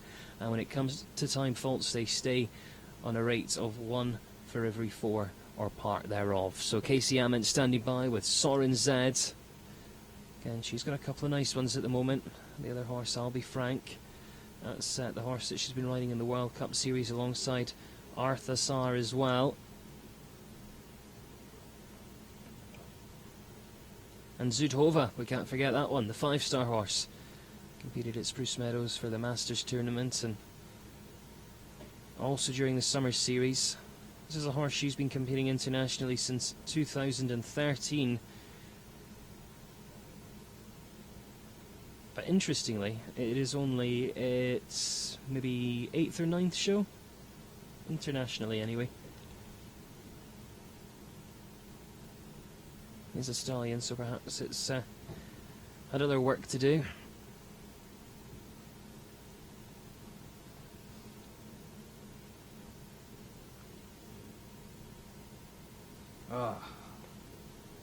Just nicked it in front and ripped it down behind.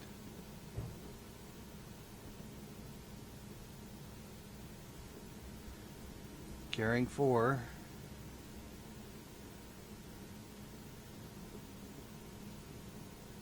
Into the combination. Not going to be one of our fastest 4 falters. Might just scrape in. No, she won't. But, you know, just an 8-year-old, she maintained that nice rhythm all the way around and finishes on the 4 faults. 77.63 is the time. Just 100th of a second faster than Lubov Kozhatova, so we'll take over 15th place.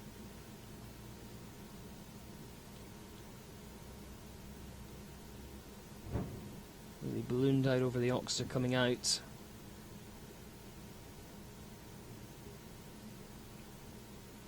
You see it really careful and snaps up behind.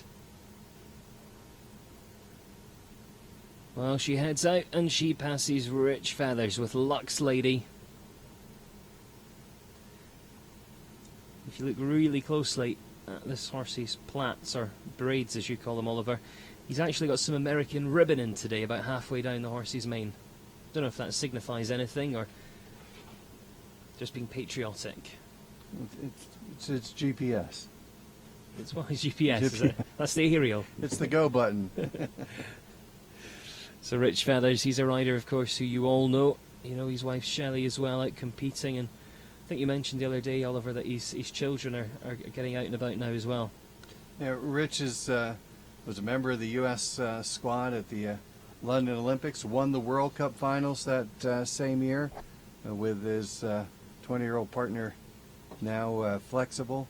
And that's probably the horse that most people put to mind when they hear Rich Feller's name right now. His flexible friend. Yep. Lux Lady is mount today.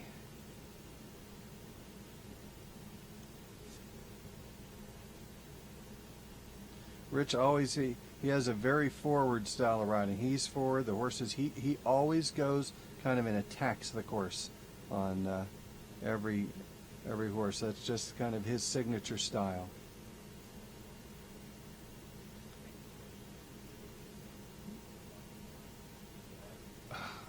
Takes down the A element of the yellow combination.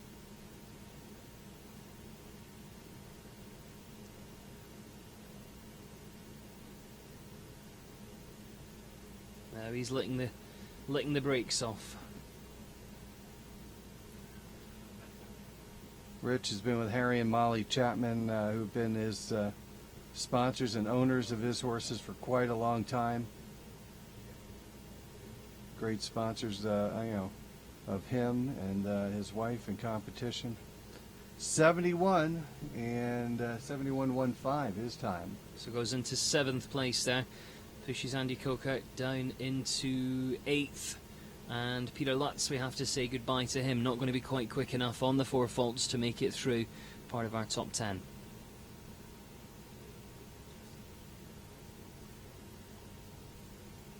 $16 more to go. Yeah, some really good ones still involved. There's Rich's wife, Shelley. And their dog. Yeah. The whole family here. Enrique Gonzalez already been riding some nice rounds over the last few days, and he comes back with the Zap Zarap.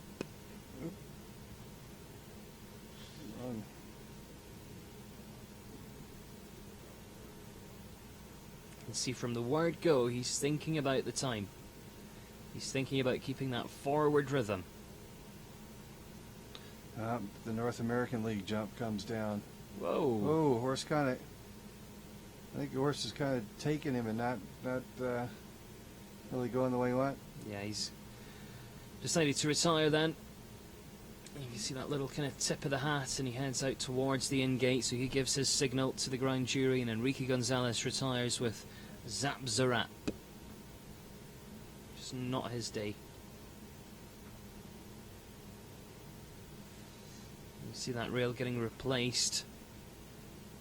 Another really quick reminder as well, tonight, FEI TV, you've got to come and join us for the Longines FEI World Cup Jumping Las Vegas. It's going to be a really, really exciting night of international sport, and of course we're starting to look ahead towards the World Cup finals, which will be held in Omaha, Nebraska on American soil next year. Andrew Ramsey coming back. Now this has to be one of his top horses. It's a horse called Cockadoodle, the 9-year-old mare by Tolinar. It's a horse he rates so highly. Andrew's been working with George Morris throughout this summer season, and he'll be heading after this show back over to Wellington, Florida, to get ready for the season next year. Last show of the year for him.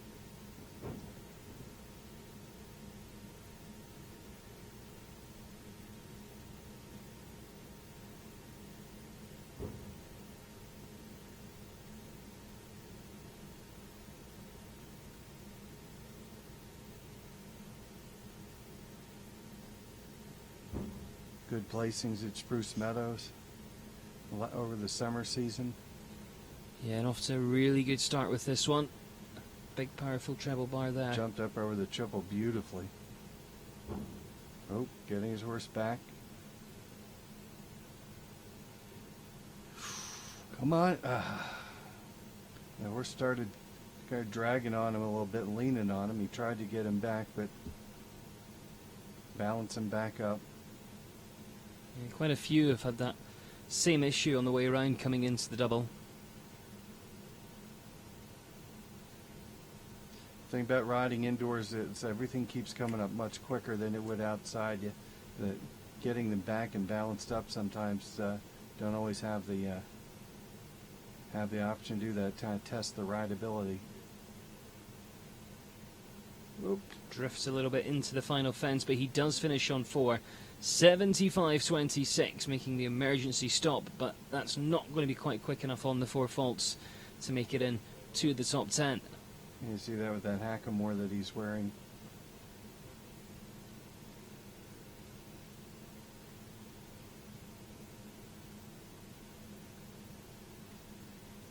So 13 partnerships left to come forward then.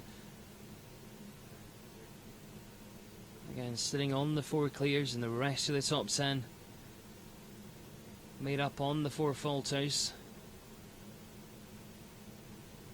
Andrew Ramsey looking a little bit frustrated there.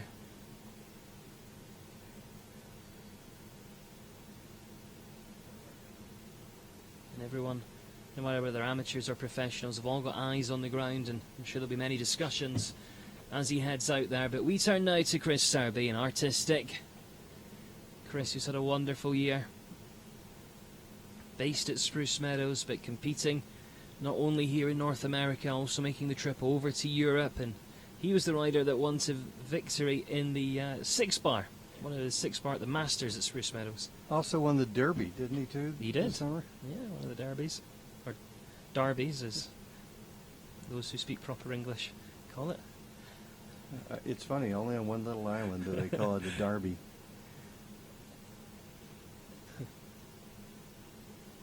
Maybe 2 islands.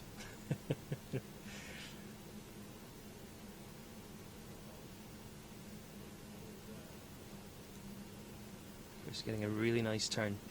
This is an interesting line, and I actually thought it would catch more out because, of course, that treble bar really changes the shape of the horse over the fence, flattens them out a little bit. And if you look at the bar on that Longines upright, it's a tiny plank on really flat cups. So far, so good for Chris.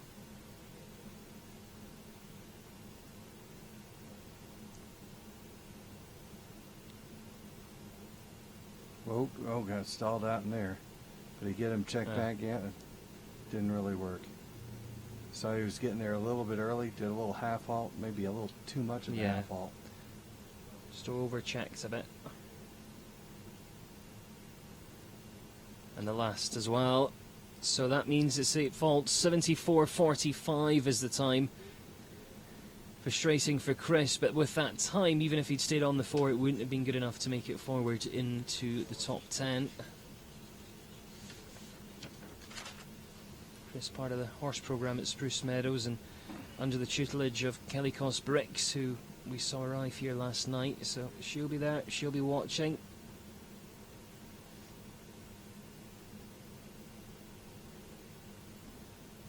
$12 combinations left to go. Then we have that very exciting winning round to look forward to a bit later. That's where they ride against the clock, and that's where we find out who will be taking the lion's share of the $50,000 here in the Las Vegas National Winning Round Jumper Classic. There's Kelly there on the right-hand side of the picture. Kelly announced on social media a week or 2 ago that she's going to be having a baby, so many congratulations to her. Her and her husband will be overjoyed.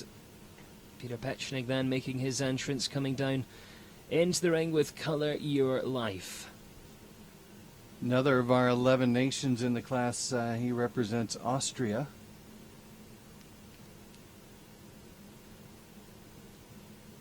And again, of course, he competes all over Europe, all over North America. He's produced some great horses over the years. Some good placings with this one as well.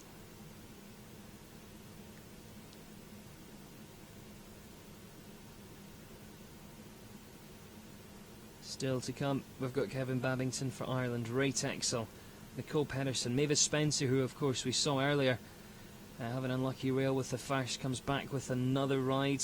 Michelle Parker's in that same position as well. Eduardo Menezes, Andy Coker coming back with another one.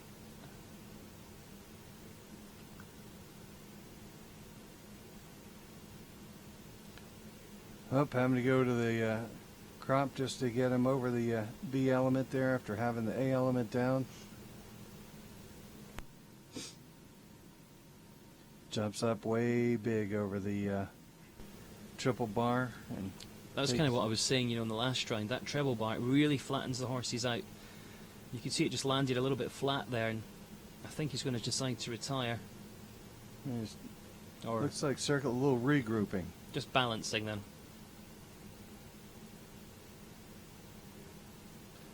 On 12 of the 2 rails and the circle.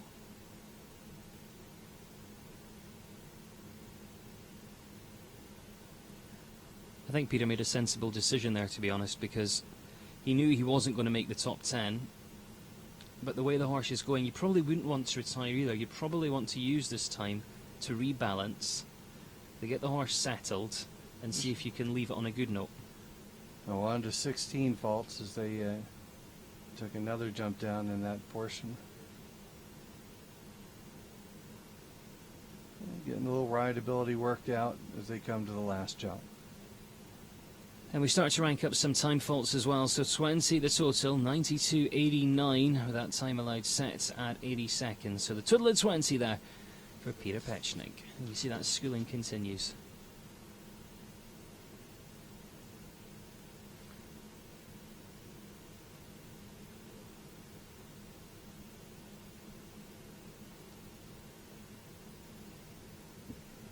So Peter comes out from Austria. And someone else is going to come in. It looks like it's Ray. Oh, no, it's Kevin. Yeah, Ireland's Kevin Babington. Ray will be coming next. He's just watching on. Just having another quick look at the course. You know, they walked the course for this competition probably about an hour and a half, 2 hours ago.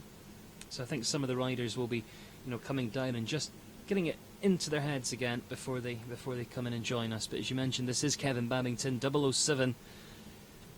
It's his second ride in the competition, and as we said earlier, you know, he led the way in one of the big international competitions, you know, all the way through the class, and then at the last minute pipped at the post. We know he can go against the clock.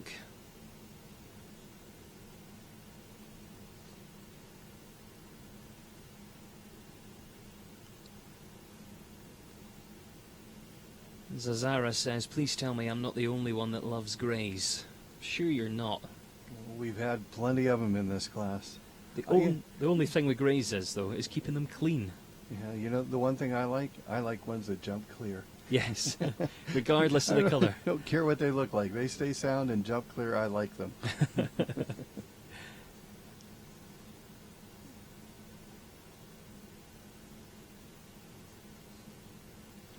Kevin's horse looking very clean today, and of course each of these riders, or most of them, will have grooms that work really, really hard, and this sport really relies on the grooms and the people backstage. Could this be another clear? No, It can't. That's a shame. 73.52's the time, and it's a little bit too steady as well. Heartbreak for Kevin. He drops out of the top 12. 10 coming back. Yeah, that was a shame. You see, give his horse a pat though, and that's show jumping, isn't it? He'll probably edge out, maybe a small check at the end, depending here. As we pay one money out for every 4 horses that go in the class. So 25% of them take home a prize money check from the class.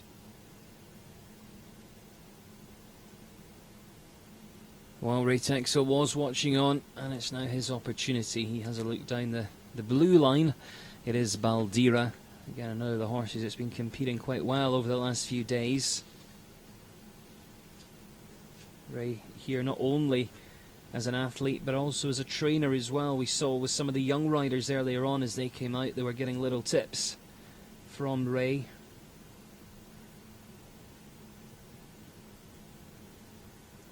Baldira is an 11-year-old mare by Balabu Duroe.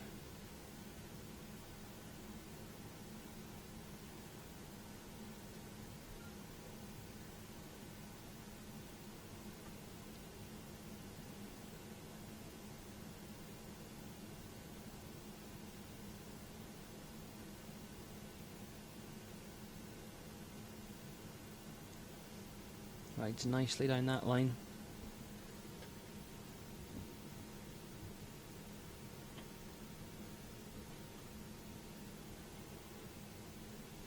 Cut off at the moment, sitting at 4 faults in 72.88. Still on the 4 clears. We get down to the final 10, so we know that it's quite likely a fast 4 fault will get you through, based on what we've seen so far.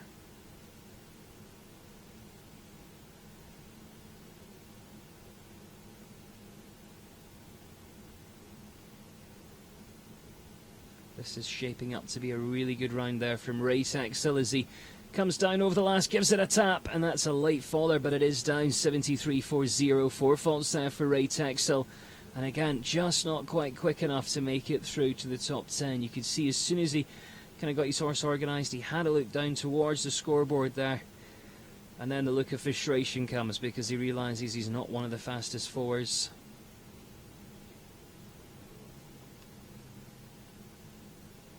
Just barely touched it, and it kind of rolled back and forward in the cups, and eventually came to the ground. Bubblegum Pet says she loves chestnut horses. Well, we can give her one. Everyone gets a horse. Nicole Pedersen comes forward next with Diamonds. Nicole, of course, part of the team that took gold at the Young Rider North American Championships. And this is her second rise. By Parco. 13-year-old mare.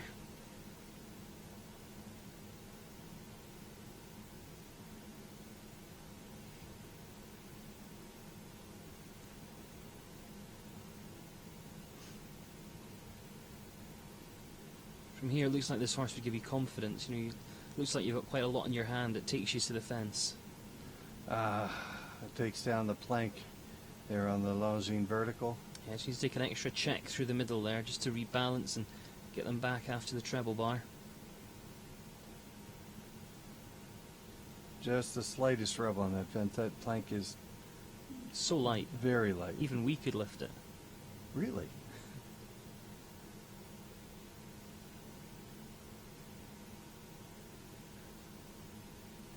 And the cups that those planks sit on are absolutely flat and shiny.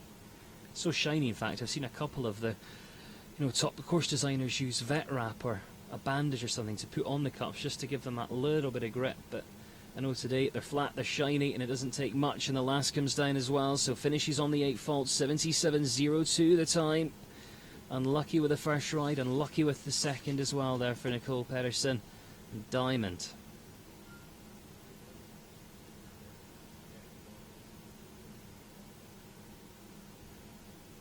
Get a chance to look at that line. You can see the horse just pulling, and she tries to take a check.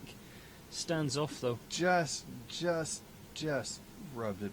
Kind of ticked it in front lightly and so ever lightly behind too, but just because by that point it slid it right to the edge and it slips off. Well, these planks, all you've got to do is breathe on them. That's enough.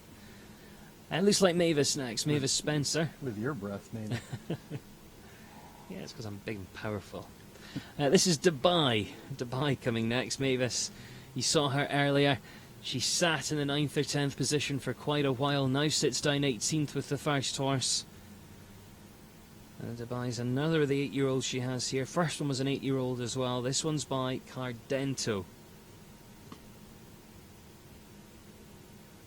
Yeah, she was kind of slow and deliberate on the first one, trying for the clear. Let's see if she goes a little more forward in case she does have that rail. Back home in Europe, we see so much bling on jackets and hats and stuff. You don't really see that much over here. Is that because of the sort of equitation and hunter backgrounds? Yeah, I mean, the bling is starting to come in a little bit more, but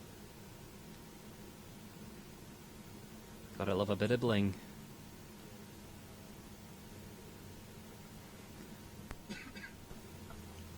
Don't think you could wear that in the equitation or the hunters. no.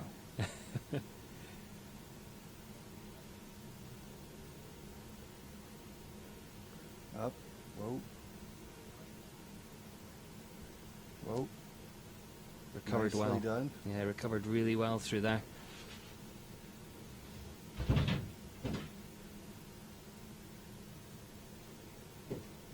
Come on, Mavis. One fence to come down, getting close to the time as well. Does she make it? Yes, she does. 79.38.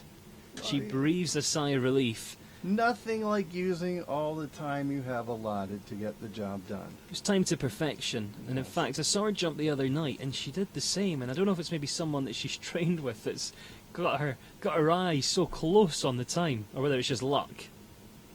But regardless of what it is, it doesn't matter. The important thing is she's guaranteed a place in the winning round. Now she is the slowest of the clears, which means at the moment she would be coming back after the 4 falters. Come back in reverse order of merit on a 0 score. Well, Samuel Perot already has his first ride clear, and now he's probably on the horse he knows and does the best with. This is the one he won on last night, Couscous Van Orti. By Nabab Derav, 14-year-old. Ah, Well, now this one's fast, so we'll see if he can make up that time. So, the fastest of the fours, 69.56. The slowest of the fours that have made the top 10 at the moment is 72.61. So about 2.5 seconds splitting them. Mercedes Gomez says, oh goodness, the time. I think she was talking about Ooh. Mavis is there, but we sit on 8 now with Samuel. Well, trying to make it in to shave that turn off, he kind of didn't give himself enough and had to make a big effort coming out and took the back rail down. And I think Samuel's like, yep, I'm on the end of my tour here with this source. I'm not going to make it in. I've already got one into the jump off. Time to go concentrate on Yeah, definitely. my first horse. And that first horse is the fastest of the clears that we've had so far. So we'll be coming back in pole position. We look forward to seeing Samuel later, and I'm sure we'll see him tonight as well in that Longines FEI World Cup qualifier. Don't forget that's on FEI TV around the world live this evening from Viva Las Vegas. Martin Kistler is going to be coming next, another of the athletes that represents the United States of America. You can see Samuel Perot just passing on by with the family there. And here comes Martin, making his entrance forward here to the Las Vegas National Winning Round Jumper Classic. Martin with Araya, 11-year-old Holsteiner. Just having a little look around. It's got really interesting markings, this. Looks primarily chestnut, and you've got those little white spots. Or bay even with those white spots. Is it bay or chestnut? I would say Keeps changing. He's bay. He's bay. Maybe it's my He's eyes. got the black points on his Yeah, legs. there we go. It's He's bay. We're going with bay. Bay.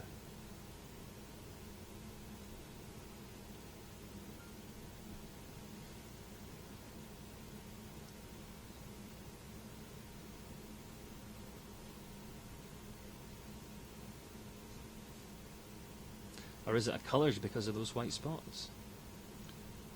Who cares? As long as it jumps well. That's what I said earlier. You weren't listening. Bubblegum Pet says it's a pretty horse. Again, doesn't matter, as long as it jumps well. Nope.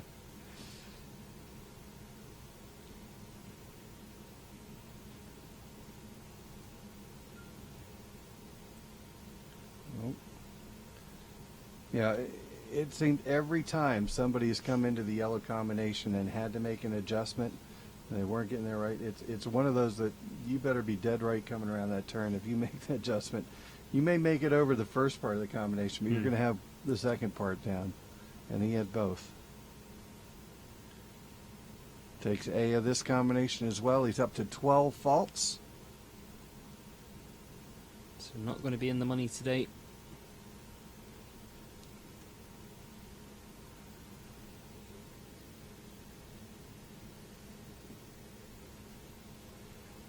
And let's have a look at the time. 77.93, 12 in total there for Martin Kistler and Araya. So right down the other end of the leaderboard. 6 combinations left to feature here in round number 1. And of course then we'll have a full look at the top 10 and where they'll be jumping.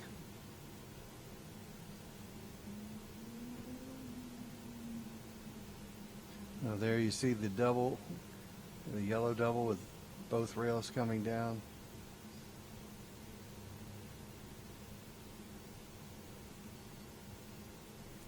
Michelle Parker then about to be getting back underway. Michelle, who we saw a little bit earlier with the first ride, and you can see our previous athlete just heading out there, Martin Kistler. We're still getting a pat and a little treat as well. But here comes Michelle. Michelle and Doriana, an 8-year-old KWPN mare. Grace Fast Hurricane says that she wishes she could be there right now, but she has to work. You wish you could be here too, Grace. That's a shame coming across there. Yeah, Michelle now has to put it into gear if she wants to make the jump off. In the winning round format, top 10 come back, and We have a bunch of four falters that are vying for that, but she now has 8, so she is out of the contention for the second round. Yeah, it's game over, I'm afraid. So now it's just all for the training with this 8-year-old Dutch bred horse.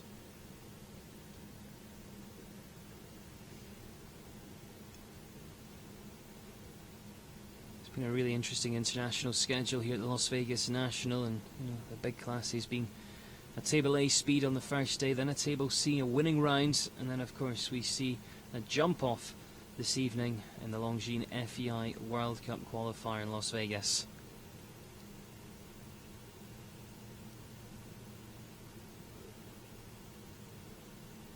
Home on 8. And it will be 8, and only 8, and 72.57. Yep, just the 8 faults there for Michelle. No doubt we'll have a chance to just see where those rails fell once again. That's delicate. Doesn't take much to knock down the signature Las Vegas upright, and of course you're coming across the middle, you're thinking about that right-handed turn.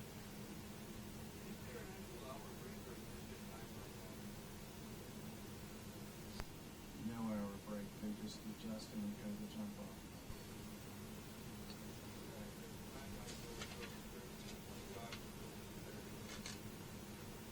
And then jumps nicely down that line. And we go to Germany now. It's Guido Clate and Asagan M. He's already off and running. It's his second ride in the competition. We mentioned earlier he's been on a bit of a North American tour, and now getting ready to head back over to Germany for the winter time. And you see the belly band on the horse. Guido's leg kind of has a tendency sometimes to slide back, so they want to make sure they protect it so he doesn't get a spur mark. The only thing he'll have to watch is sometimes his leg actually swings back past the belly band.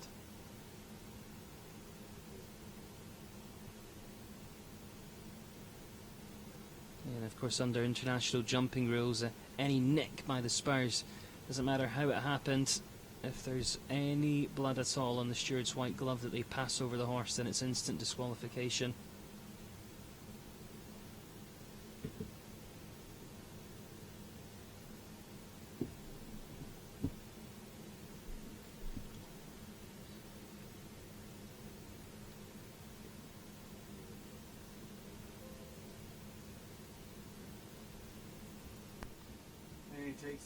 Takes the last jump down on the track. 74.89 his time, and that right now puts Guido into 16th out of contention. Sure we'll be seeing him tonight though. That was a shame coming down to the last. 74.89 as you said, Oliver, and the times are just getting really quick for our four falters up at the top. That's a shame. Tracy Epp coming next though with Chicago. She jumped this last night. Jumped very well indeed. Let's hope we can get her through.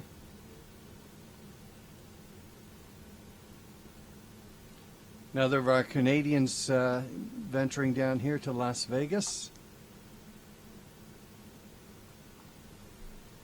Eventer 416 joining us and saying this is how she gets her riding while she's at college. This is her fix. No doubt she'll be studying at the same time though, I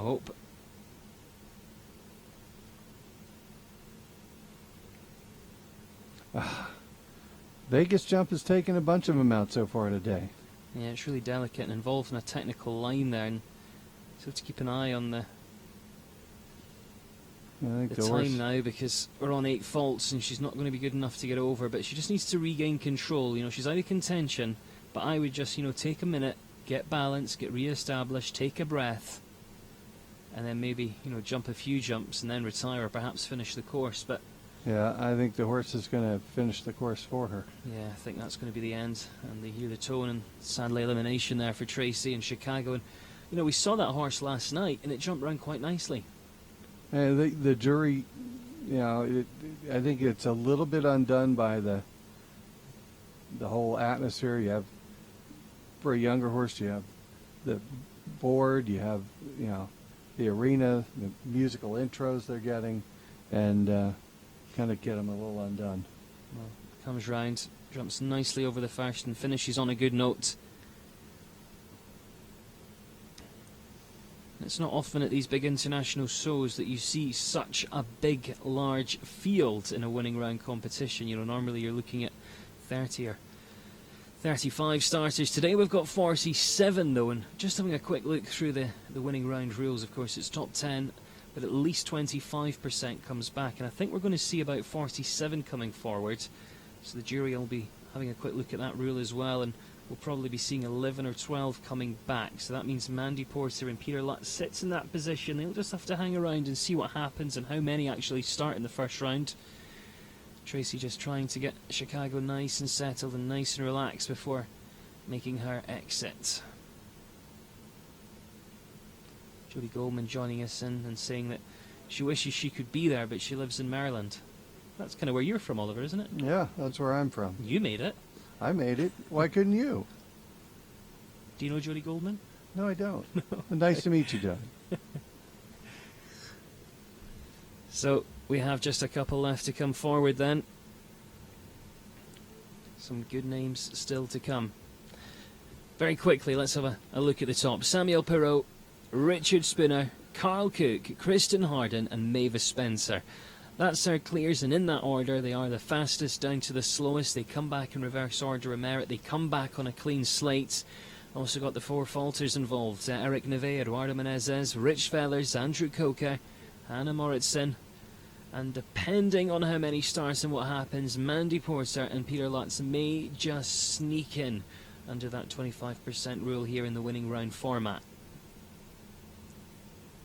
And not often you see so many coming forward that you have to look to the 25%, but I think that will happen today. We found our next one. It's Andy Coker. Andy, who sits in 9th place with that first ride. Mercedes Gomez thinks we're funny. I don't know if she means just strange or quite possible. Well, you're strange. I'm funny. I've just got the strange accent, that's all. Eduardo Menezes and Contador. Already with a big win here on our opener for the FEI competitions at Las Vegas. Yeah, I think Andrew Coker will actually be coming next, but this is definitely Eduardo.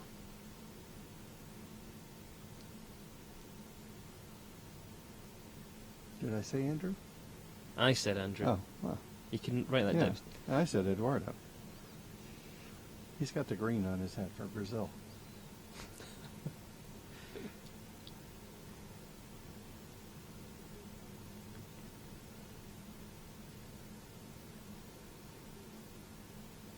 Oh, lucky, lucky, lucky. Just tickled that one. Now, can he roll back, get up over this vertical? Yes. This is the line that's been interesting. All right, let's see how we do through this yellow combination. He's made us back bogey point number 2.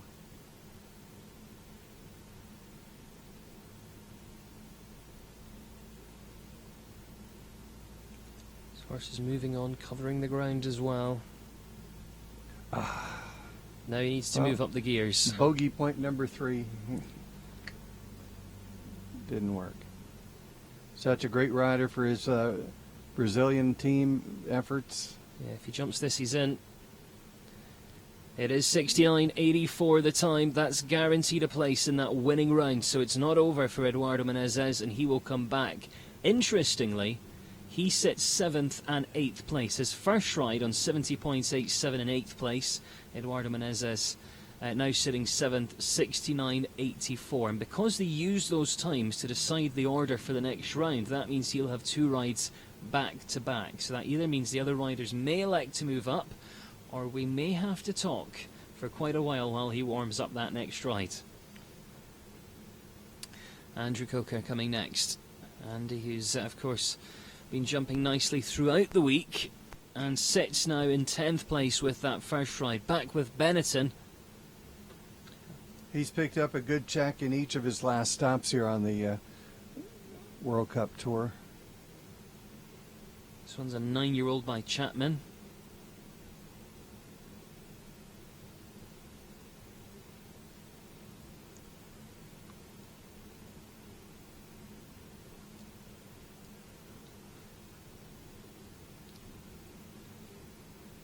Well, we're getting underway.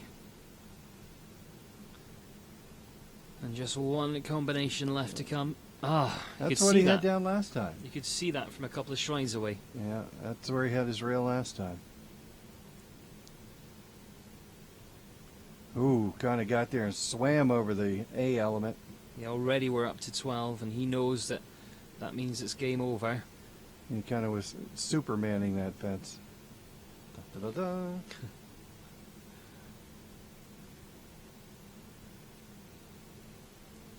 Yep.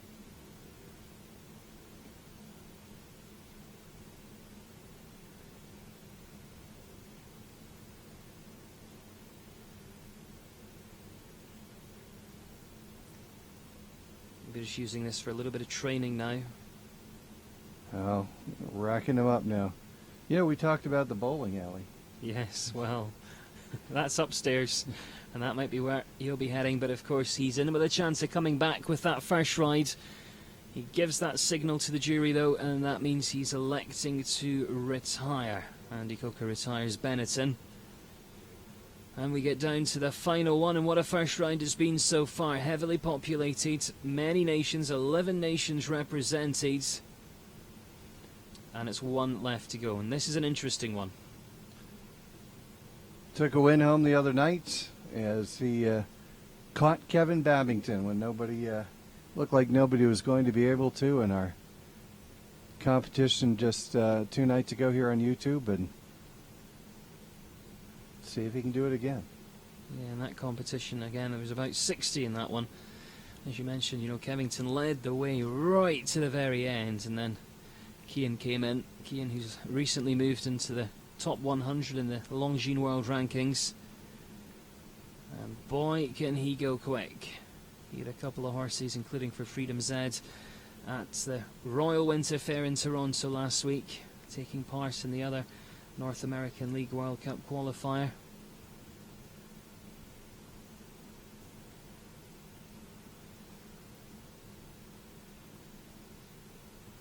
One of the things about Cian, he, well, Vegas jump comes down. He's going to have to really show us how fast he is. One of the things I was about to say is that along with showing, he also is a competition organizer. He has over on the outside of Toronto, the Angel's Tone series of FEI events that he runs. Aaron Ballard, I think, also based there with the team.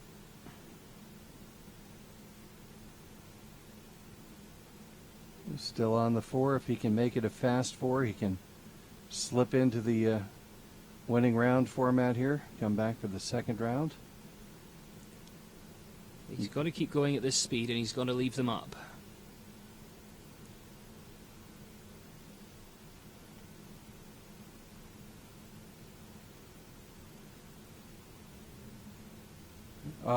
That's a shame. He just took the stride out coming down the line, and the last comes down as well. So 12 becomes the total, 68.58. And to be fair, he actually overcooked that a little bit because he knew he was last to go. He knew that he had maybe another 4 or 5 seconds, and he could have just gone a little bit steadier down that final line. I know it's easy to say sitting up here, but you know, he really pushed down, and I think that's what caused the front feet to come down a little bit early.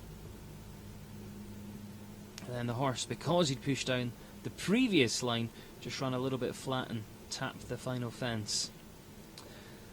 Well, that concludes the first round. What a first round it was. 47 partnerships coming forwards.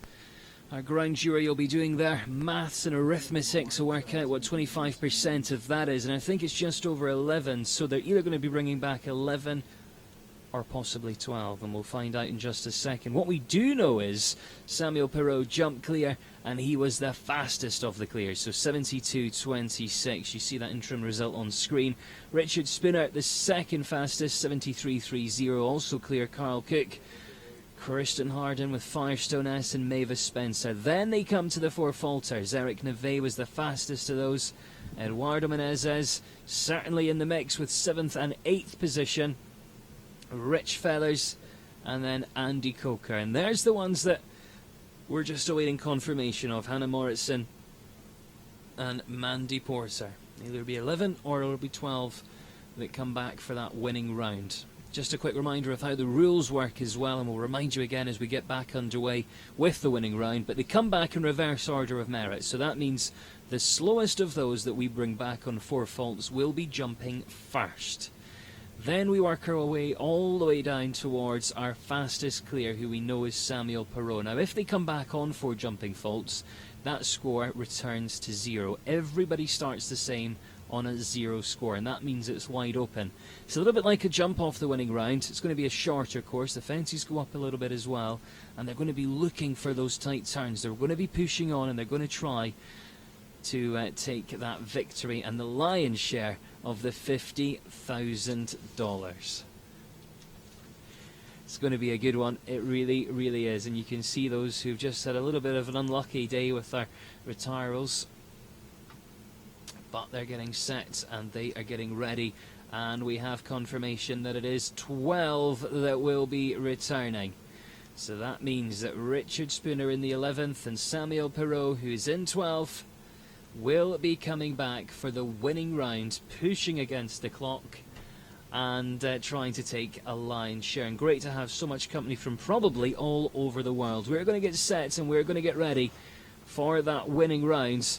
While we do that, if you're on the YouTube, the FEI YouTube channel, let us know where you're watching and also who you're rooting for. We've got loads of nations involved. We've got Mandy Porter, Hannah Morrison, Andy Coker, Rich Feathers, Eduardo Menezes with 2 back-to-back, Eric Neve, Mavis Spencer, Kristen Harden, Carl Cook, Richard Spooner and Samuel Perot. We're in Vegas. Tell us where you are and who your money's on, and we're going to take a short break. We'll be right back in just a couple of minutes' time.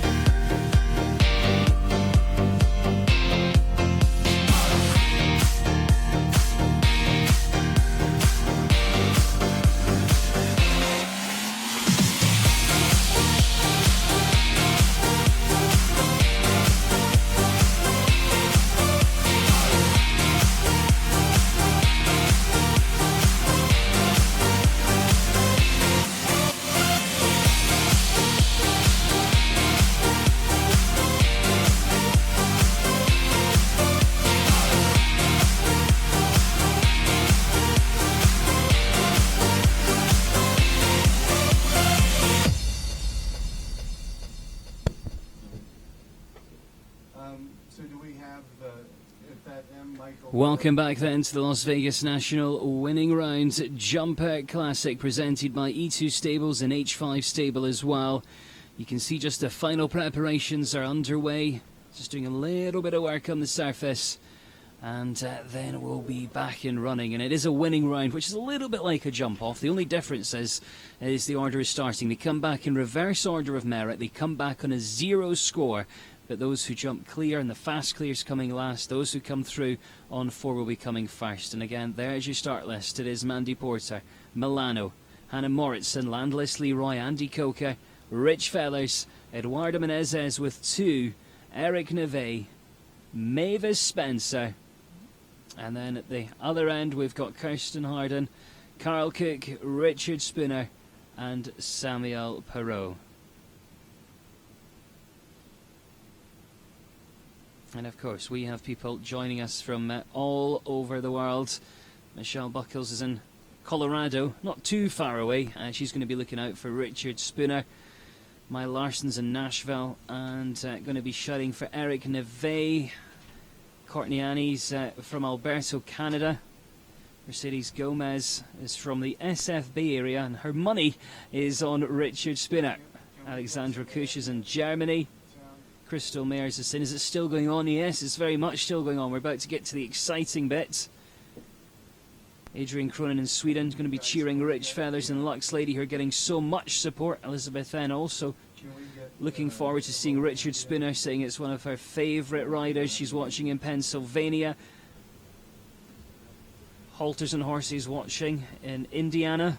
Ella Yates from north-southwestern Australia. I think you're the furthest away so far. Going to be so exciting though. So they come back, they look for the turns, they find out where they can shave off a second or two, and of course we'll give you a talk round the course when we see the first one coming forward. Going to be interesting to see what Eduardo Menezes does as well. You know, with that order starting decided by the results in the first round, he's been drawn 5th and 6th to go with his 2 rides. And of course, because it is directly against the clock now, the other riders won't be asked to move up and give him some room. They can elect to do that if they want. If they don't want to do that, though, then of course we'll have to just hang on, let Eduardo jump off one horse, jump on the other, have a quick warm-up, and he'll be in within a few minutes. So we'll see what he decides to do. Samuel Perot is the fastest in the first round. He's already had a win here over the last couple of days, so it'll be interesting to see if his campaign will continue. Yeah, last night when Samuel was up for the winner's interview, he goes, "I'll see you tomorrow night." I think he's planning on coming back up there for another interview. I think so, and I hope so. He's such a nice guy. Very enthusiastic. And I've just learned something. It turns out NSW Australia is not whatever I said. It's actually New South Wales Australia. I knew that. North-southwestern, I think I went for. Yeah, well. It was a guess. That went north-southwest. It doesn't even make sense. I just picked some words that began with those letters, but now I know it's actually New South Wales. Marcela Zanin is Brazilian, but in Ireland, and is shouting for Brazil here this afternoon. Go Eduardo. Well, he's got 2 chances. We hope you're having as much fun as we are here this afternoon from Las Vegas, and we hope you join us again tonight on FEI TV. We will go live a little after 8 o'clock here Pacific time. First horse is about 8:15 Pacific, and we hope you're set to watch some great show jumping. Yeah, it's going to be a fantastic night. Sadly, of course, FEI TV, although it's a great facility all over the world, you can watch some really good sport. It doesn't have the chat window. We can't speak to you. So tonight you've got to use those hashtags and be on Twitter. And if we can answer any questions or pass on any good luck messages, we'll certainly do that. Oh, Mercedes Gomez is agreeing with you. Now, north-southwestern doesn't make sense, apparently. It does in Scotland, okay? Well, that's because you turn one way in your north, you turn the other way in your south, the other way in your west. Just means you're spinning around. It's the Haggises. It's because they've got one leg shorter than the other. Right, Mandy Porter then gets us underway with this horse, Milano. Now, we know she had 4 faults in the first round. We know she was the slowest of the 4 faulters. but anything can happen in the winning round format.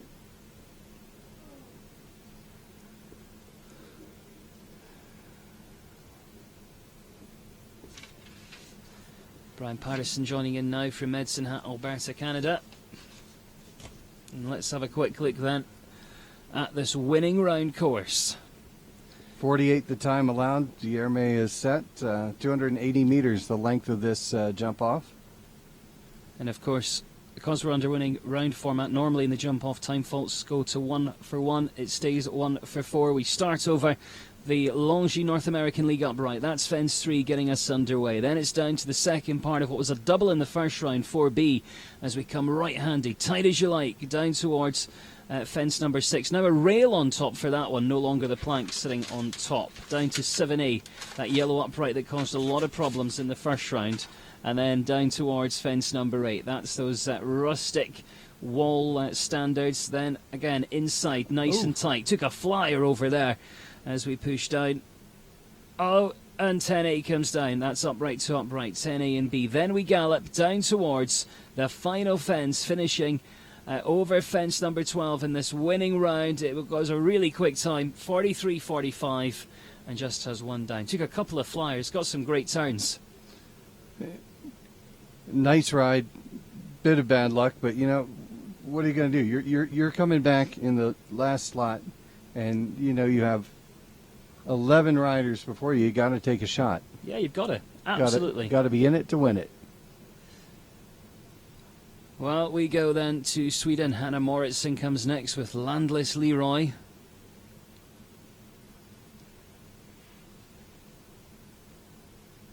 And this is a horse that's certainly given her a lot of success over the last few years. Super Rich is asking what height this class is. It's 1.45 in the first round, and when we get forward to the winning rounds, it can go up a maximum of 10 centimetres. So the fence is probably sitting somewhere between 145 and maybe 152, 153. Couple of white oxers and Going for that inside turn. It lost a bit of time there when she kind of almost ran into the fence that she was turning inside of. It's like going more for a tidy clear than a fast one. yeah, she's not galloping. Tried to do it on the turns.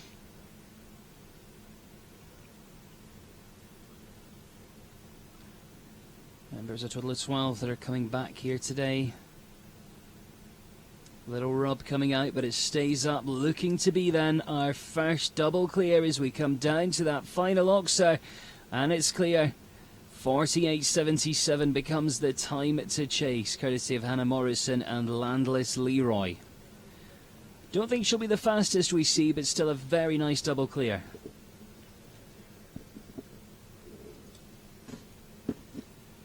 Having a look at some of the ones that are still to feature. Samuel Perot's really quick. You know Richard Spooner's fast. Carl Cook's quick. Mavis Spencer's quick. Eric Neve. It is wide open and so difficult to call. Have you got any tips, Oliver? Who would you bet for? You know, I'm thinking Samuel or possibly Eduardo. Okay. But you can't count out Eric Neve. Yeah, it's wide open. Absolutely wide open. You know, Carl Cook has won a speed class earlier on a different horse. Richard Spooner, he's always fast, but will he leave him up?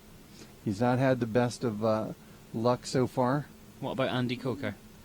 Well, I know one thing. Andy's going to be fast. And will he leave him up? Will be our question. Well, we're about to find out the answer. LeConte next. Andrew Coker representing the United States of America. 5 nations in the jump off. 5 Americans. Actually, 6 Americans. Any advance?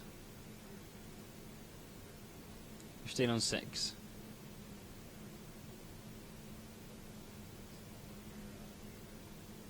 One, 2, 3, 4, 7 Americans. 2 from Brazil, 1 for France, 1 for Chile, and 1 for Sweden. been a real international field all week here, though. Riders from so many nations making their way here to Las Vegas, the entertainment capital of the world. As you said, Oliver, this one's always quick. He always takes the chances. He's got to take a shot.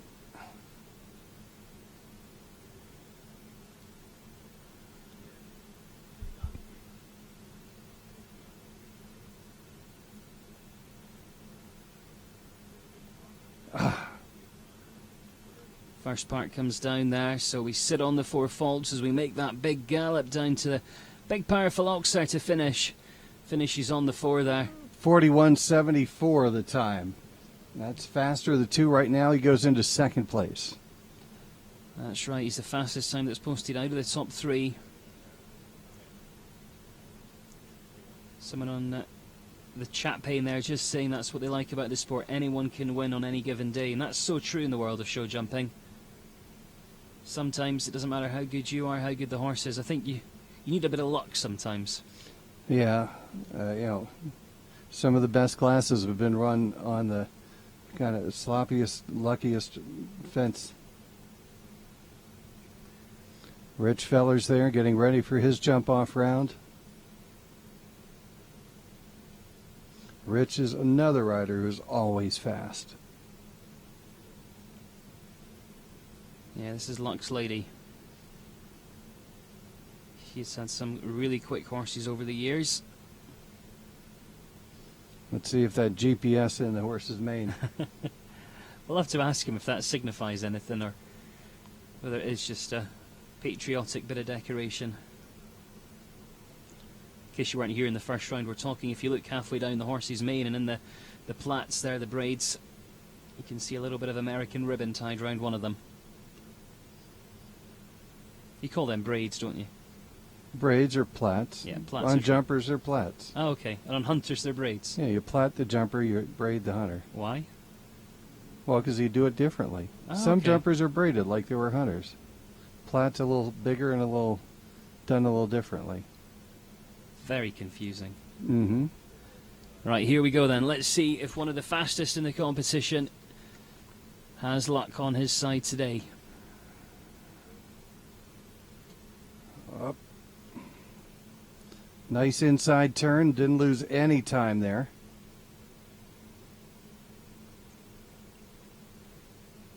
Oh, come on, get up.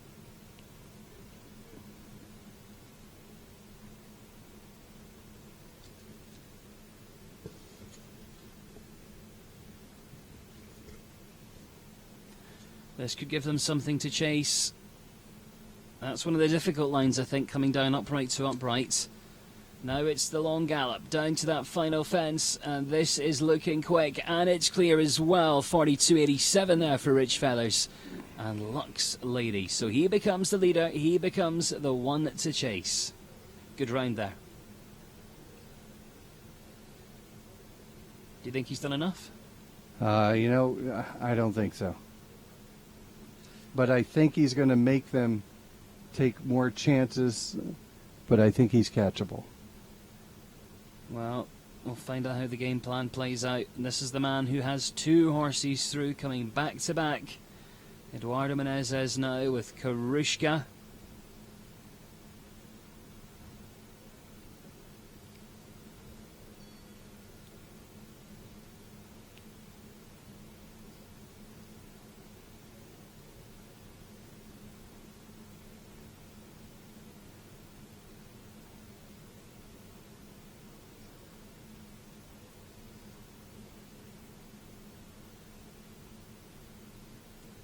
You can see him just having a little look at the turns there. Riding the circle, getting the rhythm, getting the balance.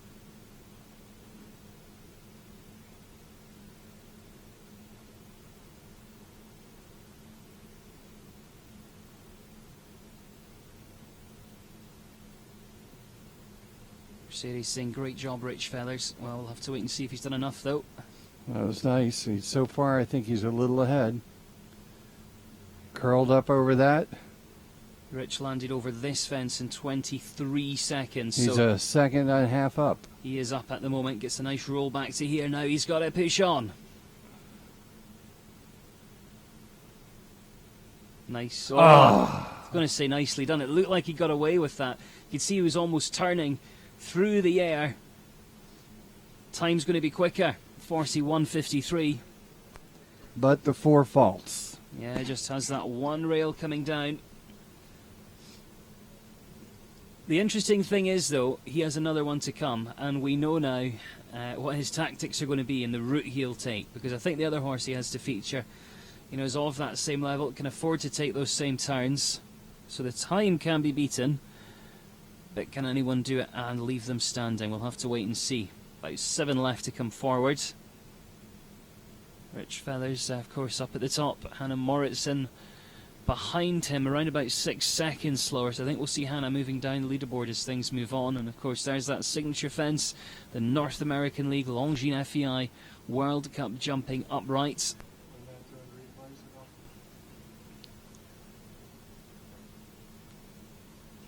And of course, that's the competition that we will see here this evening on FEI TV.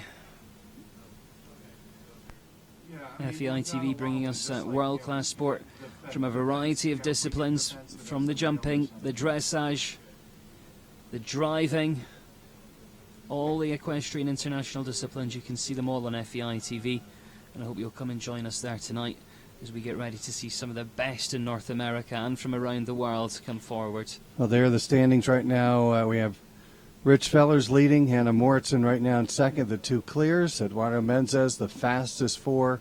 Andy Coker right now in 4th. Mandy Porter in 5th. At this point, we've seen 5. And here comes Eric Neve. Yeah, Eric, obviously feeling the cold out in the warm-up with his jacket over his legs. There, we're in Las Vegas. It's not that cold. Well, he does, and he's not required to move up here. But thinking that with him coming up towards the gate, I don't know if he's going to wait it out for Eduardo, or he might have gotten what he needed to get done in the warm-up area done. Yeah, I think he is going to like to move up. Just in case you have just joined us, it's the winning round format. They come back in reverse order of merit, and what happened was Eduardo Menezes, his horses, his 2 rides that he jumped clear actually ended up being back-to-back. But Eric Neve's elected to move up the order, as Oliver said, and that means he is next to contest. It's Basimodo. He's just taking a second just to get his plan organised. Of course, they don't get to re-walk the round for either a jump-off or for a winning round, which is what we see today. They've got to walk those little turns and stuff when they do that original course walk. I know some riders are a little bit superstitious about walking the jump-off course or the winning round track. I think most of them have a look, don't they? Most of them have a look at a couple of the turns. I think they walk them. You know, to me, if you're going to be as a rider, you got to plan. I'm going clear every time. So walk the jump off course every time. I mean, there are some that don't, but. Well, Eric Neve off to a good start and gets the turn. This horse really covers the ground. He's got quite a long stride, and perhaps that's why, you know, he just struggled a little bit in the turn.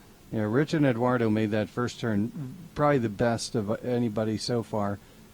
Eric got just a little bit caught up on the plants there as he turned around and lost just a hair, you know, milliseconds. But he's probably about 0.4 of a second slower at this stage, so he knows once he gets through here, now it's time to go. Go, go, go. 42.87, that's the time there we to go. beat. He's really opened it up. He gets the clear. Is he faster, though? Yes, he is. 42.60, new leader, Eric Neve for France. Such a stylish rider. Very classy. Look at, I mean, you know, always giving the horse appreciation.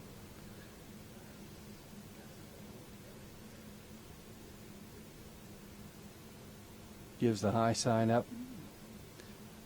Yeah, he can't be beat because he landed there going back on that inside, that first inside turn, just a hair.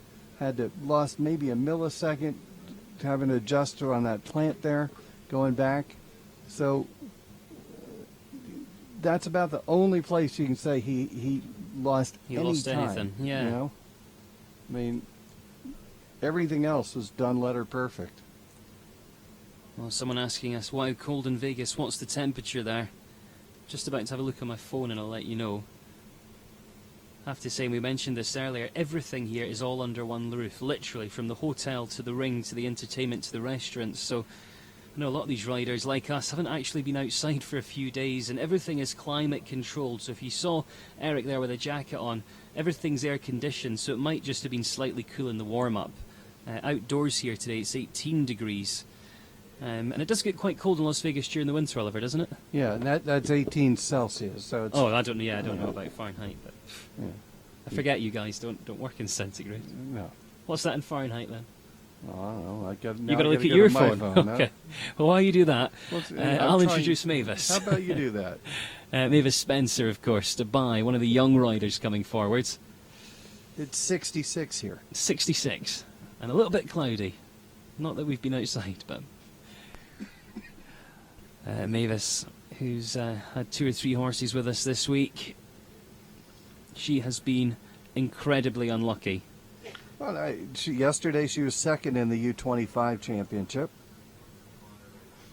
But in the international division, she's had some quick times with a rail down. I really, really hope she can jump clear today.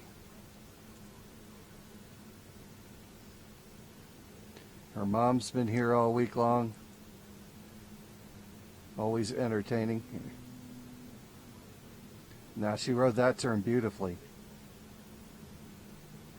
Come on, Mavis. You can tell Mavis had a great education in the world of equitation. Up. Very neat, very tidy.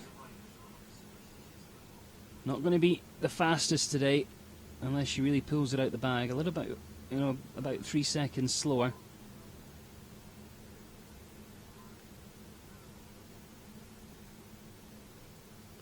Up.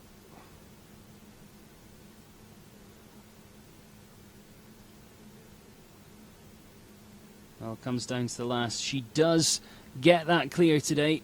And of course, that one's an 8-year-old horse. And I think, together they're going to be a partnership to be reckoned with. But it's 48.32 today. Goes top 3. Mavis looks happy with that into 3rd place. Bushy's Hannah Moritz, our slowest of the clears, down into 4th. Eric Neves at the top. And Rich Feathers is in 2nd.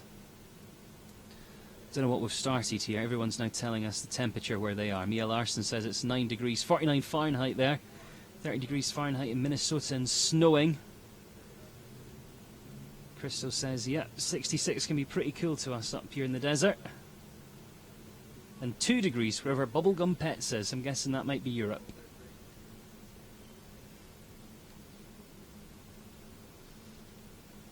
You can see just Mavis in the slow motion replays there, just so stylish. And a few of the riders watching on up on that area that we affectionately call the kiss and cry. So many memories are made up there. Dreams are broken as well. Very quick changeover. It looks like Eduardo Menezes is ready with the next one.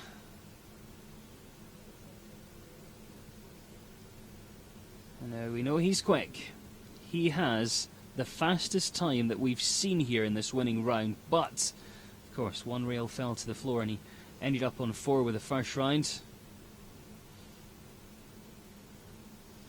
Eric Neves still leads. 42.60 is the time. He's looking at that turn. It's game on. I think he's going to go for it. Well, he probably had the best turn from the first jump back on the inside turn of anybody so far. I mean, I think that turn right now probably going to be where you're going to win it. Gets a good rhythm, good tempo. If he can make that turn on that pace, it's game over. Not for him though. All right, coming to this first turn inside here. He goes around. This will be interesting now though, because the horse kept up the pace. I think it's slightly steadier. What do you think? I don't know. I mean, he did it so well on the first one. We'll never know.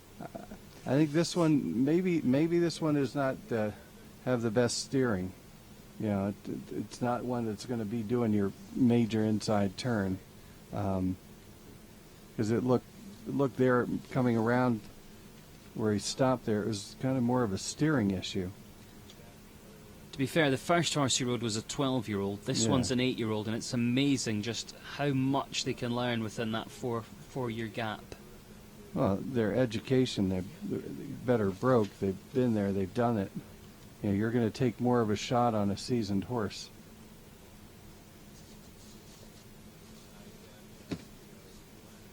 It takes that rail down, the coming out.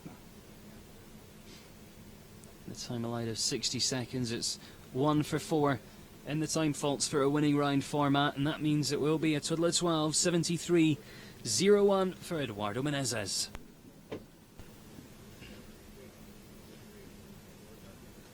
So he heads down to the end of the leaderboard. There's 2/3 gone, 1/3 left to come forward there as we whip round. And we see our next combination to come. It is Kristen Harden now with Firestone S. This will be interesting. Do you remember how she went in the first round? It was a long time ago. She went clear, or Almost.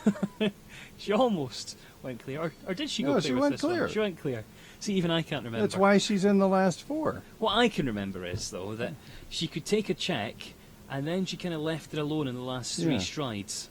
But when we come back here and we've got turns to make, This one turns well. This is turns a good well. turn. This is a fast horse. It's won a lot of classes. Mercedes says, go, Kirsten. Up. You're right, it can turn. I told you it can turn. We would say turns on a sixpence. Turn and burn, as my friend Smiley says. Yeah, just didn't get quite straight enough there. No, but 4 faults and a fast time could get you, 5th, 6th or 7th place in this competition, and with $50,000 in the prize fund, could end up on some good money. All right, comes out of the double OK, and now it's a dash for the cash. Trying to get a little bit more, keep themselves higher up on the board. So it will just be 4 faults. Time-wise, it's 45.67, and in fact, that's actually our slowest of the 4 falters there. So heads down into 8th place as we get 3 left to go. Well, this is interesting. We have Eric Neve winning right now in 42.60, and his student, Carl Yeah. Cook, is the next to go. See what Eric is Eric is giving Carl on this ride. Has he got a Christmas bow on the horse's head? Have a look next time it turns round. But it is Zach Kalu, Carl Cook next to go. 42.60 to beat. What's that? Yeah, it looks like it's like a ribbon for a present. You see he's got a red ribbon in the tail, and I wonder if that's there for the same reason. It's kind of all-round warning system. Bites in the front, kicks in the back. Either that or it's been decorated for Christmas. Anyway, let's see how he gets on. We're off and running. 42.60 time to beat.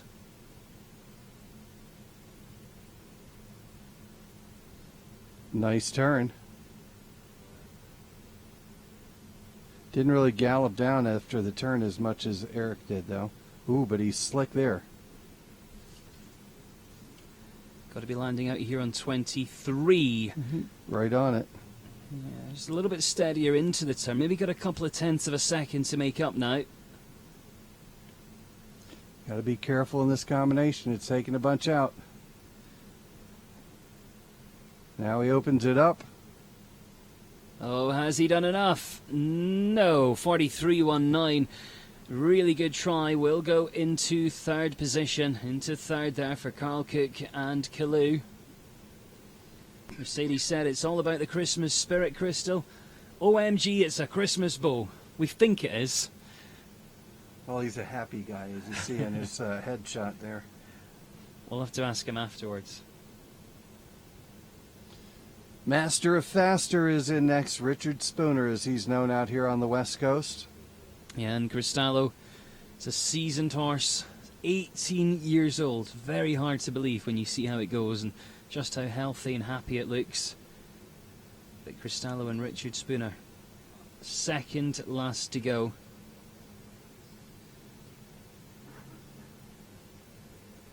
If you want to say, well said, it's not a Christmas bow. The red bow means the horse kicks. Yeah, but normally that's in the tail, not on its head. Maybe it headbutts. Bubblegum Pets wants to go and get snacks, but she says she'll miss it. We'll just hang on. This one's second last to go. And it's not over, because we've got some quick ones to come.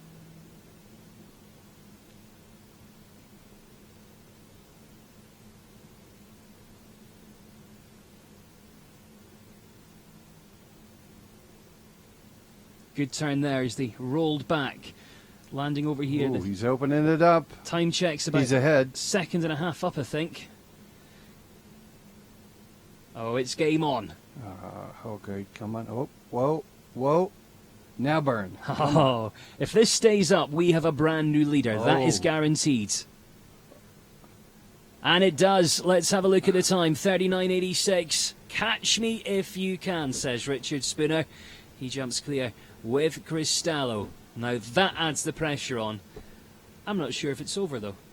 Well, Samuel is always so fast, and he really is a good speed rider. He turns well, so we'll see what he can do. I know the crowd would certainly love either of them to win. Obviously, Richard Spooner represents the USA, but Samuel Perot is always one of the crowd favourites. And I don't know if you just noticed on camera there before it whipped away, Richard just gave that horse a treat, and that's something he does with all these horses. After it finishes the round, he's always got a little something in his pocket, and then the groom gets something as well. He really spoils those horses. He loves them to bits. Right, here we go. Is it over? Let's find out. Samuel Perot, last to go. JK, Horse Truck, Sean T. Winner yesterday. Going for it today. Lost a little bit there. Mercedes and I think it's over. I'm not too sure, though. I mean, he did lose a bit, as Oliver said, on the turn, but can he make it up? That was pretty slick. I think he was tighter Has there that than gone? Richard was. It's gone. It's a Yes, late it faller. is. What will he choose to do now? I think he'll go for the fast four, because that'll be good enough for 7th place. He's going to keep going. We'll find out if the time would have been quick enough. It was 39.86 in the clear to beat. He's had a couple of rails down. Oh, he's really had to rate the horse back. Yeah. He was kind of going so fast. He was on his forehand. He's going to get there in a half stride. Have to take a flyer, but To be fair, though, to Samuel, he came in, and after watching Richard Spooner's round, you know, you didn't have any option but to go as fast as you possibly could. yeah, 42.27 with 12 falls for Samuel. Well, that brings it to a close here in the Las Vegas National Winning Rounds Jumper Classic, presented by E2 Stables and H5 Stables. Don't forget, though, it is the Longines FEI World Cup Jumping of Las Vegas. That's tonight on FEI TV. I do hope you will come back and join us as audiences join us from around the world for that one. But confirming that full and final result here this afternoon, and it will be Richard Spooner who will be taking that wonderful trophy we see coming into the ring. Richard Spooner's our winner, and Eric Neve so close, but will finish in second as we get ready to have a look at that full result here in the Las Vegas National Winning Rounds Jumper Classic. I hope you've enjoyed it as much as we have. Here comes your result on screen. Richard Spooner, the winner, with Cristallo, 39.86. Eric Neve and Basimoto taking second, 42.60. And Rich Feathers, Lux Lady, in third. It's Carl Cook in fourth. Mavis Spencer takes the fifth, with Hannah Moritzen in sixth. Eduardo Menezes in seventh. And there's your lower placings, with Mandy Porter, Kristen Harden, Samuel Perot, and Eduardo Menezes making up the top 12 here in the Las Vegas National Jumper Classic. You can see the ring crew just making some space as they get ready for the presentation ceremony here. And then we have that little break as the tension and drama builds towards the big one of the show, the feature competition, the Longines FEI World Cup Jumping of Las Vegas qualifier. You know, as we mentioned earlier, we're getting closer and closer to Omaha, closer and closer to the Longines FEI World Cup final.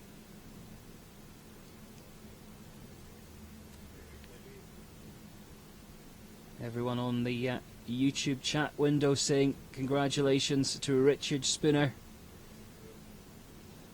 And let's have a look at just how he did it.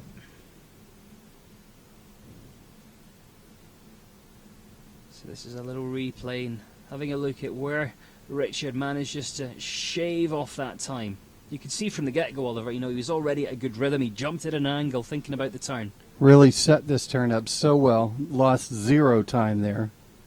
Made sure he gets over this jump.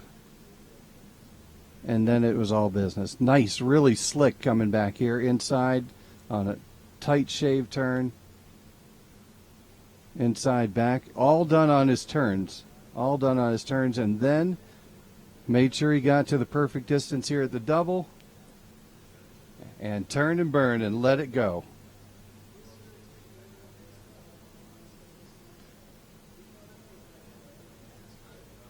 Well, there's the time he wanted in 39.86, and there's the presentation party. And the man we can see on the right-hand side is Michael Meller. Michael, who's been a part of the show jumping scene for many years and has a style award to present. Well, they'll be presenting a style award for the M. Michael Meller Award on behalf of the E2 show jumpers and Catherine Gallagher and Michael's rider Peter Lutz.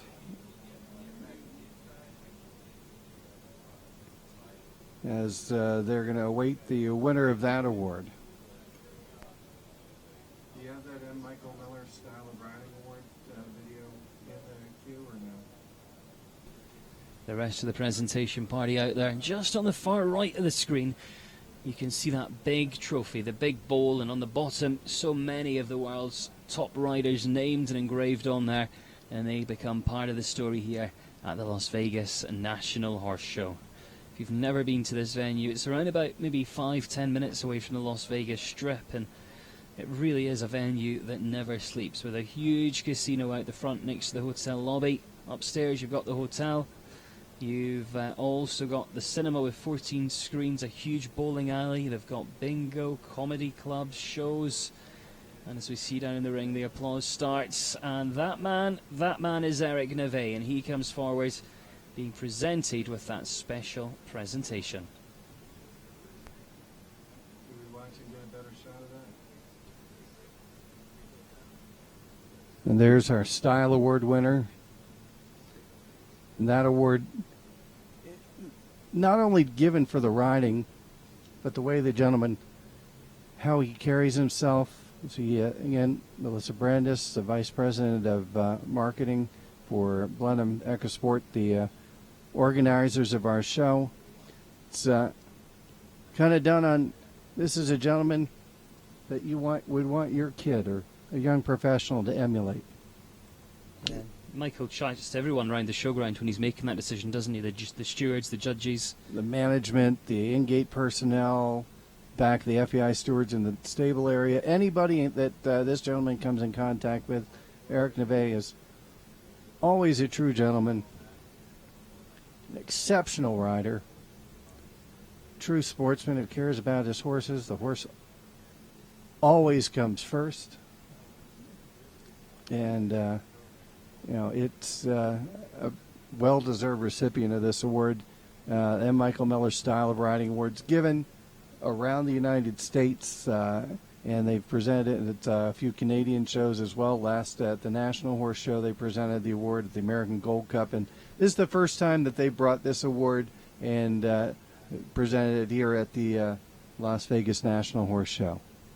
Well, Eric Neve is going to head backstage and jump aboard his horse because, of course, he'll be coming back in, finishing as our second place rider here at the Las Vegas National Winning Round Jumper Classic. If you have been watching as part of our YouTube audience, then thank you so much for being with us. I hope you've enjoyed it as much as we have, and I hope you'll be flicking over to FEI TV tonight for the Longines FEI World Cup Jumping Qualifier of Las Vegas. But we're getting ready for that presentation of awards. There's a signature fence that goes with that competition tonight. And it'll look slightly bigger out there tonight as well. Without a technical track designed by Guilherme Jorge.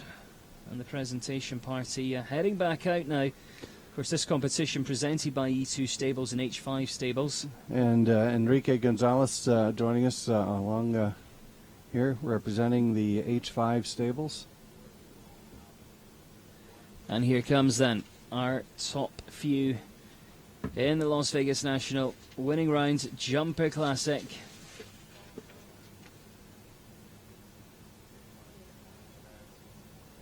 Getting ready for the presentation ceremony here. Carlos Hank, Enrique Gonzalez representing the H5 stables, the A2 stables. Melissa Brandis, Vice President of Marketing for Blenheim Equisports. Lauren Davis on behalf of Equifit Incorporated.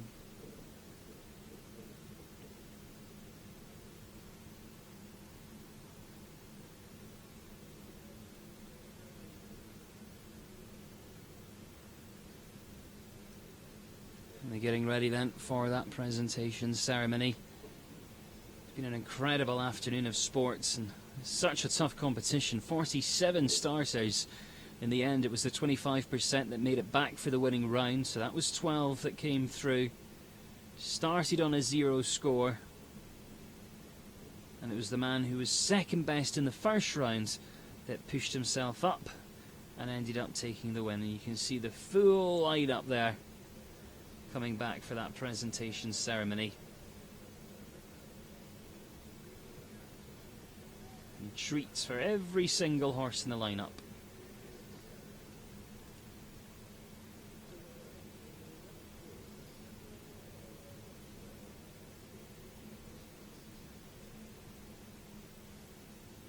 Again, the sponsors get the opportunity to head down and meet all the athletes here.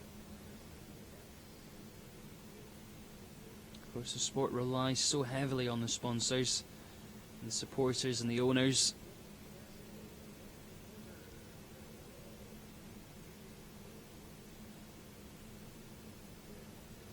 And it's some lineup, it really, really is.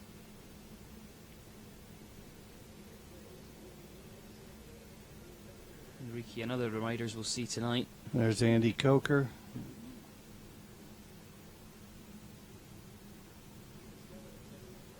Now Eduardo Menezes. He finished in 7th.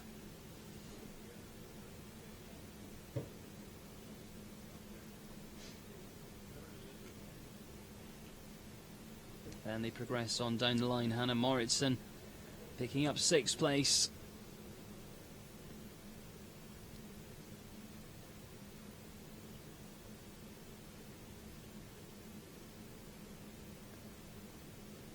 And down to Mavis, one of the youngest riders in the field here.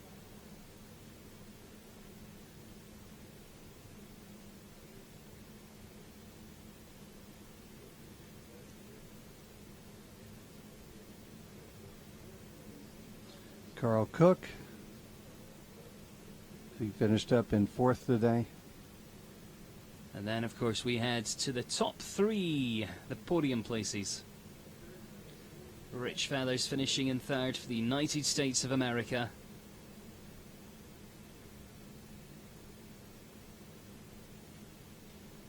And there's the Michael Meller Style Award. Eric Neve taking 2nd.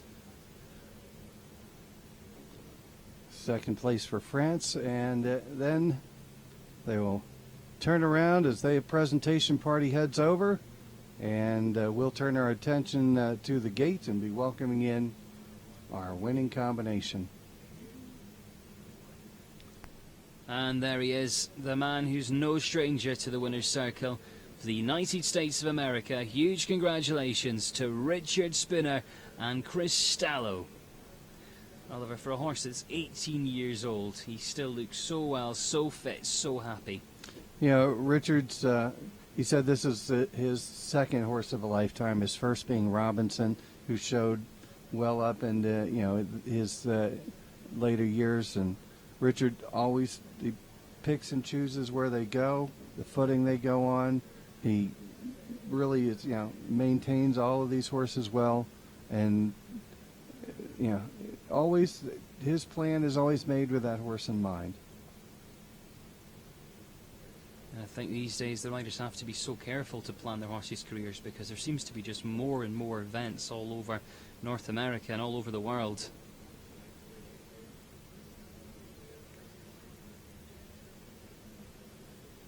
And you see the horses on the back line are getting more treats now. The Blair Micro Sports team always look after the horses, making sure there's something in the basket for them as well.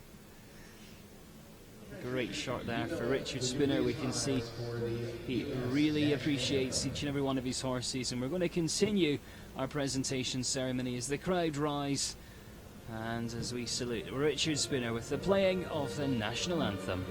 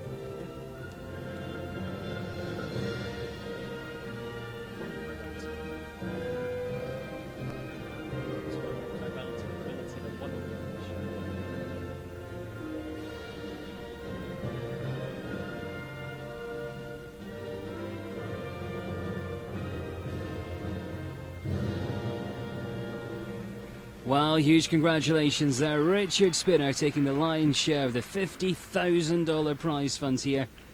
What a round. He really is a speed demon. And of course, if you want to hear what he has to say about this horse and about his round, then keep an eye on the FEI YouTube channel. All the feature competitions get interviews with the winner, sometimes the top two as well.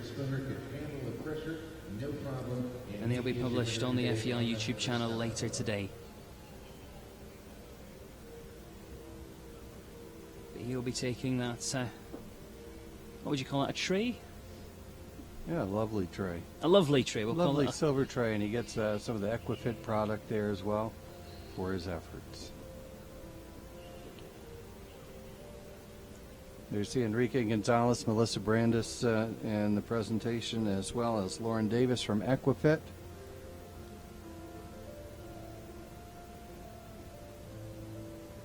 They're getting that official picture here.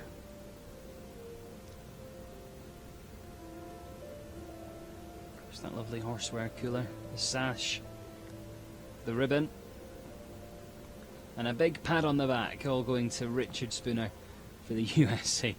That horse can't be 18. He always feels so good. He loves his job. He really, really does. And it looks like they're about to head off and continue their celebrations with that lap of honour. As for a final time, we congratulate Richard Spinner and Chris Stallo. Tonight, do join us. It is the Longines FEI World Cup Jumping Las Vegas. The World Cup qualifier is the go for not only top prize money but also points to earn a place for them in Omaha. It's been an incredible afternoon of international sport. We hope you've enjoyed it as much as we have. I've been Adam Cromarty, joined by Oliver Kennedy here this afternoon, and we'll speak to you very, very soon. Let's just take a quick reflection as we leave you, though, with a great afternoon of sports.